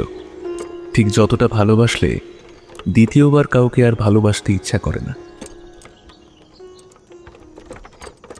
অমলের গাড়িটা এসে থামল সোজা মুখার্জি বাড়ির সামনেই। বাড়িটা এখনো আগের মতোই আছে। সেই রং, সেই আভিজাত্য আজও বর্তমান। বড় লোহার গেটের দারোয়ান আজ বদলেছে। জমিদার বাড়ির সামনে গাড়ি এসে থামতেই গাড়ি থেকে নামল অমল। নিজের কর্মচারীকে আদেশ দিল মূর্তিগুলো এক এক করে সাবধানে নামাতে। অমল সবটা পর্যবেক্ষণ করবে। মূর্তি বানানোর কাজে আসল ভূমিকা নেয় অমল, কিন্তু বাকি এই মূর্তি আনা বা দেওয়ার কাজ ওর কয়েকজন কর্মচারী করে দেয়। এই বিশু, সব মূর্তিগুলো ঠিকভাবে নিয়ে চল ভেতরে, একটাও যেন ক্ষতি না হয়, এই বলে দিলাম কিন্তু। অমলের আদেশ শুনে ওর এক কর্মচারী বিশু মাথা নেড়ে বলল, আজ্ঞে দাদা বাবু, কোনো অসুবিধা হবে না। অমল জমিদার বাড়ির ভিতরে প্রবেশ করল। ওর মনের দুরু দুরু ভাবটা কিছুতেই থামাতে পারছে না। অমলকে দেখে প্রভাষচন্দ্রবাবু বাড়ির ভিতর থেকে বেরিয়ে এলেন। সাথে এলেন শ্যামলী দেবী আর আরও কিছু সদবা মানুষ, হাতে বরণের ডালা। সেসব দিয়ে মা দুর্গার মূর্তি ও অন্যান্য মূর্তিগুলোকে মণ্ডপে রাখার ব্যবস্থা করা হবে। অমলকে দেখে প্রভাষচন্দ্রবাবু নিজের পুরো চশমার আড়ালে থাকা উজ্জ্বল দৃষ্টি নিয়ে বললেন, বাবা অমল, তো বড় হয়ে গেছো, কতদিন পর দেখলাম তোমায়। অমল মাথা নিচু করে ওনার পা ছুঁয়ে প্রণাম করে বলল, সবই আপনার কৃপা। কেমন আছেন জমিদার মশাই? সব ভালোই চলছে আপাতত। এসো, ভিতরে এসো। আমার মতো সামান্য মূর্তিকার জমিদার বাড়ির অন্তর্মহলে যাবে, সেটা ভালো দেখায় না জমিদার মশাই। আমি বরং বাইরে থেকেই মূর্তিগুলো আনানোর কাজটা সামলাই। কাজ শেষ হলে চলে যাব। প্রভাষচন্দ্রবাবু কোনো কথা বললেন না। তবে এই বয়সে এসে ওনার বুঝতে অসুবিধে হচ্ছে না, সেদিনের সেই অপমানটা এখনও অমলের মনে সমানভাবে দাগ কেটে রেখেছে। প্রভাষচন্দ্রবাবু চলে যেতেই অমল চুপ করে দাঁড়িয়ে সব মূর্তিগুলো আনানোর পর্যবেক্ষণ ও তদারকি করতে লাগলো ধীরে ধীরে। আশেপাশে মৃণালিনীকে দেখছে না, ওকে তবে আসেনি। অমল মনে মনে অবাধ্যের মতো প্রশ্নটা করে বলল। অমলের চোখ তাকে খুঁজলেও আশেপাশে তার দেখা পেল না। সমস্ত মূর্তি রাখা শেষ হলে অমল সেখান থেকে হতাশ হয়ে বিদায় নিল। আজ এত বছর পর আবার গ্রামে ফিরেছে, তাই এবার একবার নিজের নিমাই কাকার সাথে দেখা করতে মন চাইল ওর। নিজেদের সেই পুরনো ডেরায় পৌঁছে গেল সোজা। অমল দেখল নিমাইবাবু বসে বসে নিজের ফেরির জন্য মাটির পুতুল বানিয়ে সেগুলো রোদে দিচ্ছেন। তার মানে এই 5 বছরেও নিজের এই পোশাক আর বদলাতে পারেননি উনি। এটাকেই ভালোবেসে থেকে গেছেন। এর আগে নিমাইবাবুকে অনেকবার চিঠি লিখেছিল অমল শহরে আসার জন্য, কিন্তু প্রতিবারই উনি নাকচ করে দিয়েছেন। অমলকে দেখে উনি প্রচণ্ড বিস্মিত হয়ে ওর দিকে তাকিয়ে রইলেন। প্রথমটায় যেন বিশ্বাস করতেই পারলেন না যে সত্যি অমল এসেছে, কিন্তু তারপর যখন অমল গিয়ে ওনার পা ছুঁয়ে প্রণাম করল, তখন উনি আনন্দে অমলকে জড়িয়ে ধরলেন। বাবা, তুই এসেছিস? নিমাইবাবুর চোখ দুটো কেমন যেন ছলছল করে উঠল। এত বছর পর নিজের ভাইপোকে নিজের সামনে দেখবেন সেটা আশা করেননি উনি। অমল খানিক হেসে বলল, হ্যাঁ কাকা, এসেছি। এত বছর পর তোর কাকার কথা তোর মনে পড়লো? এই গ্রাম আমাকে অনেক কিছু দিয়েছে কাকা, আবার অনেক কিছু কেড়ে নিয়েছে, কিন্তু আমি এবার ফেরার সময় তোমাকেও আমার সাথে শহরে নিয়ে যাব, এই আমি কিন্তু বলে দিলাম। শহর কি আর আমাদের জন্য নাকি রে বাবা? আমি এখানেই ঠিক আছি। কথায় কথায় যখন অমল বলল যে জমিদার বাড়িতে মূর্তি দেওয়ার জন্য অমল এখানে এসেছে, তখন নিমাইবাবু দীর্ঘশ্বাস ফেলে বললেন, তুই যে রাতে গ্রাম ছাড়লি, তারপরে 2 মাস যেতে না যেতেই তো জমিদার বাড়ির ছোট ভাইয়াটার বরটা মারা গেল। নিমাইবাবুর কথাটা শুনে অমলের মাথায় যেন বাজ ভেঙে পড়ল। নিজের কানকেই নিজে এখনো বিশ্বাস করে উঠতে পারছে না। কি বলছো তুমি কাকা? মারা গেল? কিন্তু 2 মাস আগেই তো বিয়ে হয়েছিল, কিন্তু এক সকালেই বরটা মারা গেল, বুকে গুলি লেগে। কিভাবে হলো এসব কেউ কিচ্ছু জানে না। কেউ কেউ বলে নাকি ব্রিটিশ পুলিশের গুলি খেয়ে মরেছে, আবার কেউ বলে অন্য কারণ। আসল কি কারণ কেউ জানে না। আর মৃণালিনী? অমল যেন এই প্রশ্নটা না করে পারল না। আর কি হবে, পরের দিন শ্বশুর বাড়ি থেকে পালকি করে ফেরত দিয়ে গেছে বাপের বাড়িতে, সেই থেকে এখানেই আসে। কিন্তু সেদিনের পর থেকে মেয়েটা নাকি কারোর সাথে মুখ ফুটে একটাও কথা বলেনি। সারাদিন ঘরেই থাকে, নিজের কাজ করে আর চুপ করে জানলার দিকে তাকিয়ে নাকি বসে থাকে। কেউ কেউ বলে নাকি মাথার ব্যামো হয়েছে। অমল ধপ করে সামনের মেঝেতে বসে পড়ল। কথাগুলো ওর কাছে রীতিমতো বজ্রাঘাতের মতো। এতগুলো বছর ও মৃণালিনীকে নিয়ে কি না কি ভেবে এসেছে, আর আদতে মেয়েটাই এভাবে শবদেহের মতো বেঁচে আছে। মৃণালিনীর বাড়ি থেকে আবার ওর বিয়ে দেবার ব্যবস্থা করেনি? না, বিধবা মানুষকে আর কি বা বাড়ির বউ করতে চায়? বিদ্যাসাগর মশাই যে এত কষ্ট করে বিধবা বিবাহ আইন পাশ করালেন, তার কি কোনো দাম নেই? শোন বাবা, এসব আদালত চত্বরের জজ সাহেবের সামনেই শুনতে ভালো লাগে, আদতে সমাজে এইসব চলে নে। হাত মুখ ধুয়ে নে, আমি তোর জন্য দুপুরের খাবার ব্যবস্থা করি। কতদিন পর এলি, আজ জমিয়ে খাওয়া দাওয়া হবে। এই বলে নিমাইবাবু উঠে চলে গেলেন। অমল মাটির দাওয়ায় বসে খোলা দরজার দিকে তাকিয়ে রইল। ওর ঝাপসা এক স্মৃতি মনে পড়ে গেল। একবার এক অনুষ্ঠানে বিদ্যাসাগর মশাইয়ের বক্তৃতা সামনে থেকে শোনার সৌভাগ্য হয়েছিল ওর। সেখানে ওনাকে একজন প্রশ্ন করেছিলেন, আপনি যে বিধবা বিবাহ চালু করলেন, তাতে লাভটা কি হবে? জীবনে বিবাহ তো বিধাতার লিখন, সেখানে বিধবা মানুষকে কেউ কেনই বা নিজের ঘরের বউ করতে চাইবে? এর উত্তরে সেদিন বিদ্যাসাগর মশাই বলেছিলেন, নারীরাও মানুষ, তাদেরও সমাজে সমান অধিকার থাকা উচিত। বিধবা বিবাহ নিষিদ্ধ রেখে সমাজ তাদের প্রতি অবিচার করছে। আমি বিধবা বিবাহ প্রচলন করছি না, কেবলমাত্র তার উপর যে অন্যায় নিষেধাজ্ঞা আছে তা তুলে দিচ্ছি। যদি কন্যা সন্তান বিবাহযোগ্য হয়ে থাকে, তবে বিধবা নারী কেন বিবাহ করতে পারবে না? এ কেমন বিচার? কথাটা মনে পড়ে অমল খানিকটা শিহরিত হলো। একটা মানুষ যেটা এত সহজে বুঝে নিতে পারল, সেটা একটা গোটা সমাজকে বোঝানোর জন্য তার লড়াইয়ের ফলাফল কি আদেও নেবে সমাজ? কথাটা ভাবতে ভাবতে মৃণালিনীর কথা মনে পড়ল। প্রতিদিন সে দুপুরবেলা কলসি নিয়ে দিঘির পাড়ে এসে জল ভরত। এখনো এই অভ্যাস ছাড়তে পারেনি। প্রতিদিন এই দিঘির পাড়ে বসে খানিকক্ষণ সময় কাটাতে ওর বড্ড ভালো লাগে। নীরব হয়ে শুধু তাকিয়ে থাকো। জল, গাছ, পাখি, কত কেউ কত কিছু বলে যেতে চায়। মৃণালিনী এখন 17 বছরে পা দেবে কিছু সময়ের মধ্যেই। তার মনের তরুণ অথচ দগদগে লুকোনো হাহাকারের গল্প হয়তো শুনতে চায় এই দিঘি। কিন্তু মৃণালিনী একটা শব্দও করে না, শুধু চুপ করে বিহ্বল হয়ে বসে থাকে। এক অপার শূন্যতার মতো চেয়ে থাকে শূন্য দৃষ্টিতে, যে দৃষ্টিতে আছে শুধুই গভীর শূন্যতা। কলসিটা রেখে মৃণালিনী গাছের নিচে বসল। ওর সাদা শাড়ির আঁচলটা শিউলি ফুলের মতোই বিছিয়ে গেল ঘাসের ওপর। আঁচলে ঝরেও পড়ল কয়েকটা শিউলি ফুল। সেই গন্ধ এসে ওকে চঞ্চল করে তুলছে না আর।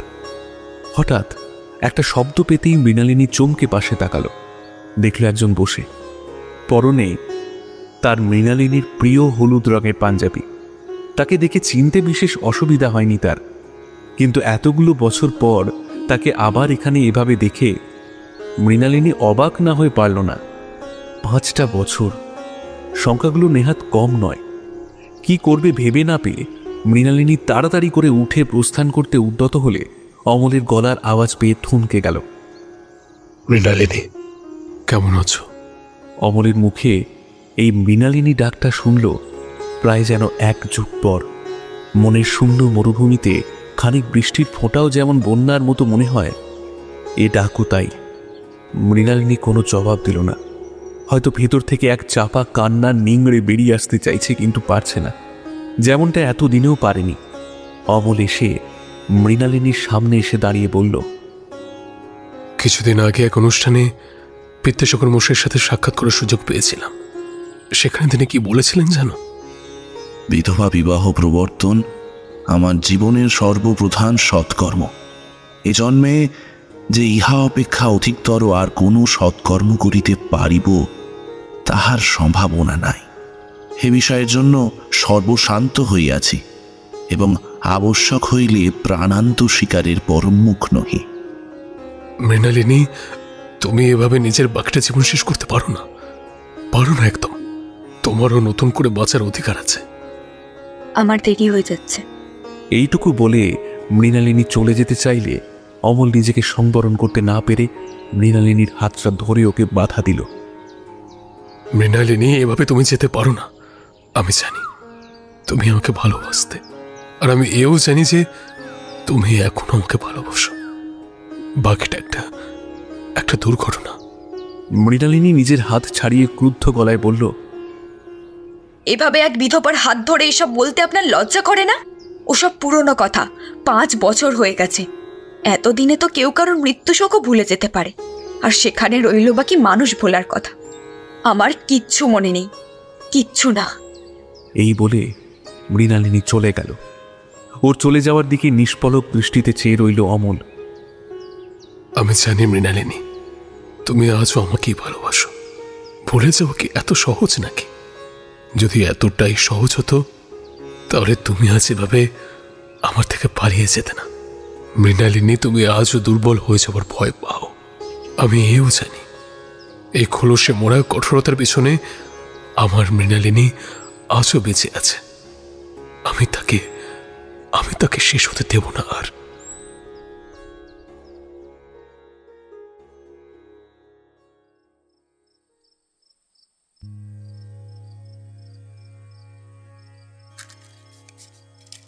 রাত বেড়ে চলায় মৃণালিনী জানলার ধারে প্রদীপটা জ্বালিয়ে দিল।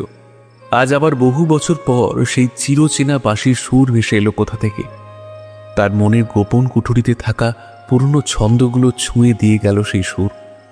5 বছরে নিজের সাথে নিজের বোঝাপড়ার হিসেবগুলো এলোমেলো করে দিতে চায় না মৃণালিনী, কিন্তু সবকিছুই কি মানুষের হাতে থাকে? মৃণালিনী চেয়েও যেন জানলা বন্ধ করতে পারল না সেই সুর আটকে রাখার জন্য, বরং গায়ে একটা চাদর জড়িয়ে চুপিসারে চলে গেল উঠানে। আওয়াজটা খুব কাছ থেকেই আসছে। উঠানের পিছনের দরজার পাশেই সেই শ্যাওড়া বন, সেখানে আজও পিছল মাটির রাস্তা। তবে সেই দিকে আর পা বাড়াল না মৃণালিনী, বরং ওখানেই চুপ করে দাঁড়িয়ে যেন কারোর জন্য অপেক্ষা করতে লাগলো, যেভাবে নীরবে অপেক্ষা করেছে এই 5টা বছর। বাঁশির সুর থেমে গেছে অনেকক্ষণ হলো। ছেলে মানুষই আর ভালোবাসা একে অপরের সাথে শত্রুতা চাইলেও যেন করতে পারে না। তাই হয়তো বাঁশির সুরের মতোই বারবার আমাদের প্রভাবিত করে ফেলে।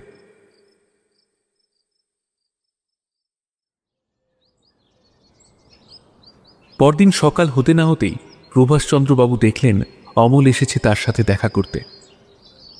আরে অমল, কি ব্যাপার, তুমি এখানে এত সকালে? অমল প্রণাম জানিয়ে খানিক হেসে বলল, একটা অধরা কাজ সম্পূর্ণ করতে এসেছি। অধরা কাজ? অমল কোনো ভনিতা না করে বলল, কোনো ভনিতা করতে চাই না আমি, তাই স্পষ্ট কথায় আসি। জমিদার মশাই, আমি আপনার ছোট মেয়ে মানে মৃণালিনীকে বিয়ে করতে চাই। আমি কি কেমন সেসব তো আপনি জানেন, তাই আমার এই বিষয়ে আর কিছু বলার দরকার আছে বলে মনে হয় না। কিন্তু ও তো বিধবা, একজন বিধবাকে তুমি কেন বিয়ে করবে? অমল দেখতে পেল সেই দোতলার বারান্দায় আড়াল থেকে দুটো চোখের চাহনি। সেখানে কোনো চঞ্চলতা নেই, বরং আছে এক রাস স্থিরতা, শান্তি, এক অধরা স্বপ্নকে নতুন করে ফিরে পাওয়ার শান্তি। অমল সেদিকে তাকিয়ে খানিক হেসে বলল, সে আমি জানি, কিন্তু তাতে ওর কোনো দোষ নেই। তাছাড়া আমি ওকে ভালোবাসি। যে কাজ আমি অসম্পূর্ণ রেখে পালিয়ে গেছিলাম, সেই কাজ আমি আর ফেলে রাখতে চাই না, আর অপেক্ষা করে সময় নষ্ট করতে চাই না আমি। একটা বিধবাকে বিয়ে করে নিজের জীবনে ঝুঁকি আনতে চাও তুমি? নিজের জীবনের পরোয়া নেই? অমল মৃদু হাসল। জীবন নিয়ে যতটা জেনেছি তাতে বুঝেছি যে জীবন আমাকে খুব একটা ঘৃণা করে না, তাই এত গরিব করেও বাঁচিয়ে রাখতে পেরেছিল। তাই সত্যি বলতে আর মরার ভয় হয় না। আর তাছাড়া মরার আগে যদি আমি আমার শেষ ইচ্ছাটা চাইতাম, তাহলেও হয়তো ওকেই চাইতাম। এসব যা বলছো ভেবে বলছো তো? জানো সমাজ কি বলবে? তুমি নিশ্চিত? অমল মৃণালিনীর সেই আড়ালে থাকা দৃষ্টির দিকে তাকিয়ে প্রশান্তির হাসি হেসে বলল, অবশ্যই আমি নিশ্চিত। ঠিক যেমনটা আপনি নিশ্চিত ছিলেন যে এই মূর্তির দায়িত্ব আমি সব থেকে ভালো পালন করতে পারবো, তেমনি আমিও নিশ্চিত যে মৃণালিনীকে আমি ভালোবাসি আর ভালোবাসব। দয়া করে এই দুর্বিষহ 5 বছরের পুনরাবৃত্তি করবেন না। প্রভাষচন্দ্রবাবু ভীষণ চিন্তিত হয়ে পড়লেন। কিন্তু বিধবা মেয়েকে আবার বিয়ে দিলে সমাজ কি বলবে? আমার সম্মানের কি হবে? এতগুলো দিন তো নিজেরা নিজের সম্মানের কথাই ভাবলেন জমিদার মশাই। আজ একবারের জন্য একটু নিজের মেয়ের কথা ভাবলে কি খুব ক্ষতি হবে? 5 বছরে নিজের সেই চঞ্চল মেয়েকে তিনি পাথরে পরিণত হতে দেখেছেন নিজের চোখে। সে ব্যথা না প্রকাশ করলেও উনি অস্বীকার করতে পারবেন না। প্রভাষবাবু মাথা নেড়ে অমলের হাত দুটো ধরে বললেন, আমার মেয়েটার খেয়াল রেখো বাবা, তোমাকে ভরসা করছি আমি। অমলের চোখ দুটো বেয়ে জল গড়িয়ে পড়ল। কে বলেছে ছেলেরা কাঁদে না? তারা কাঁদে, তারাও মানুষ। তারাও কাউকে ভালোবাসলে তাকে হারানোর ভয় পায়।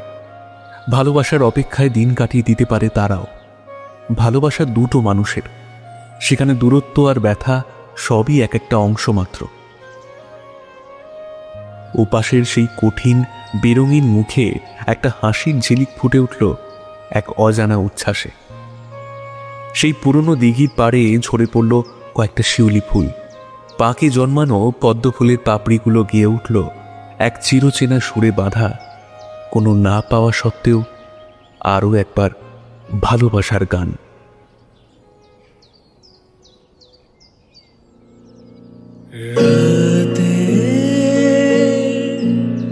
চোখের ঠোঁটের পরশ দিয়ে জোছনা ছড়ালে মনে কোন সে ছবিতে মেঘের দেশে বাড়ি তুমি সাজালে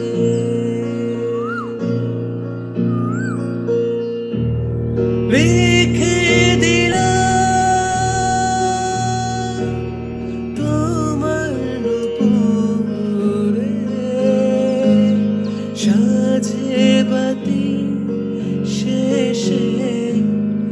আঁখি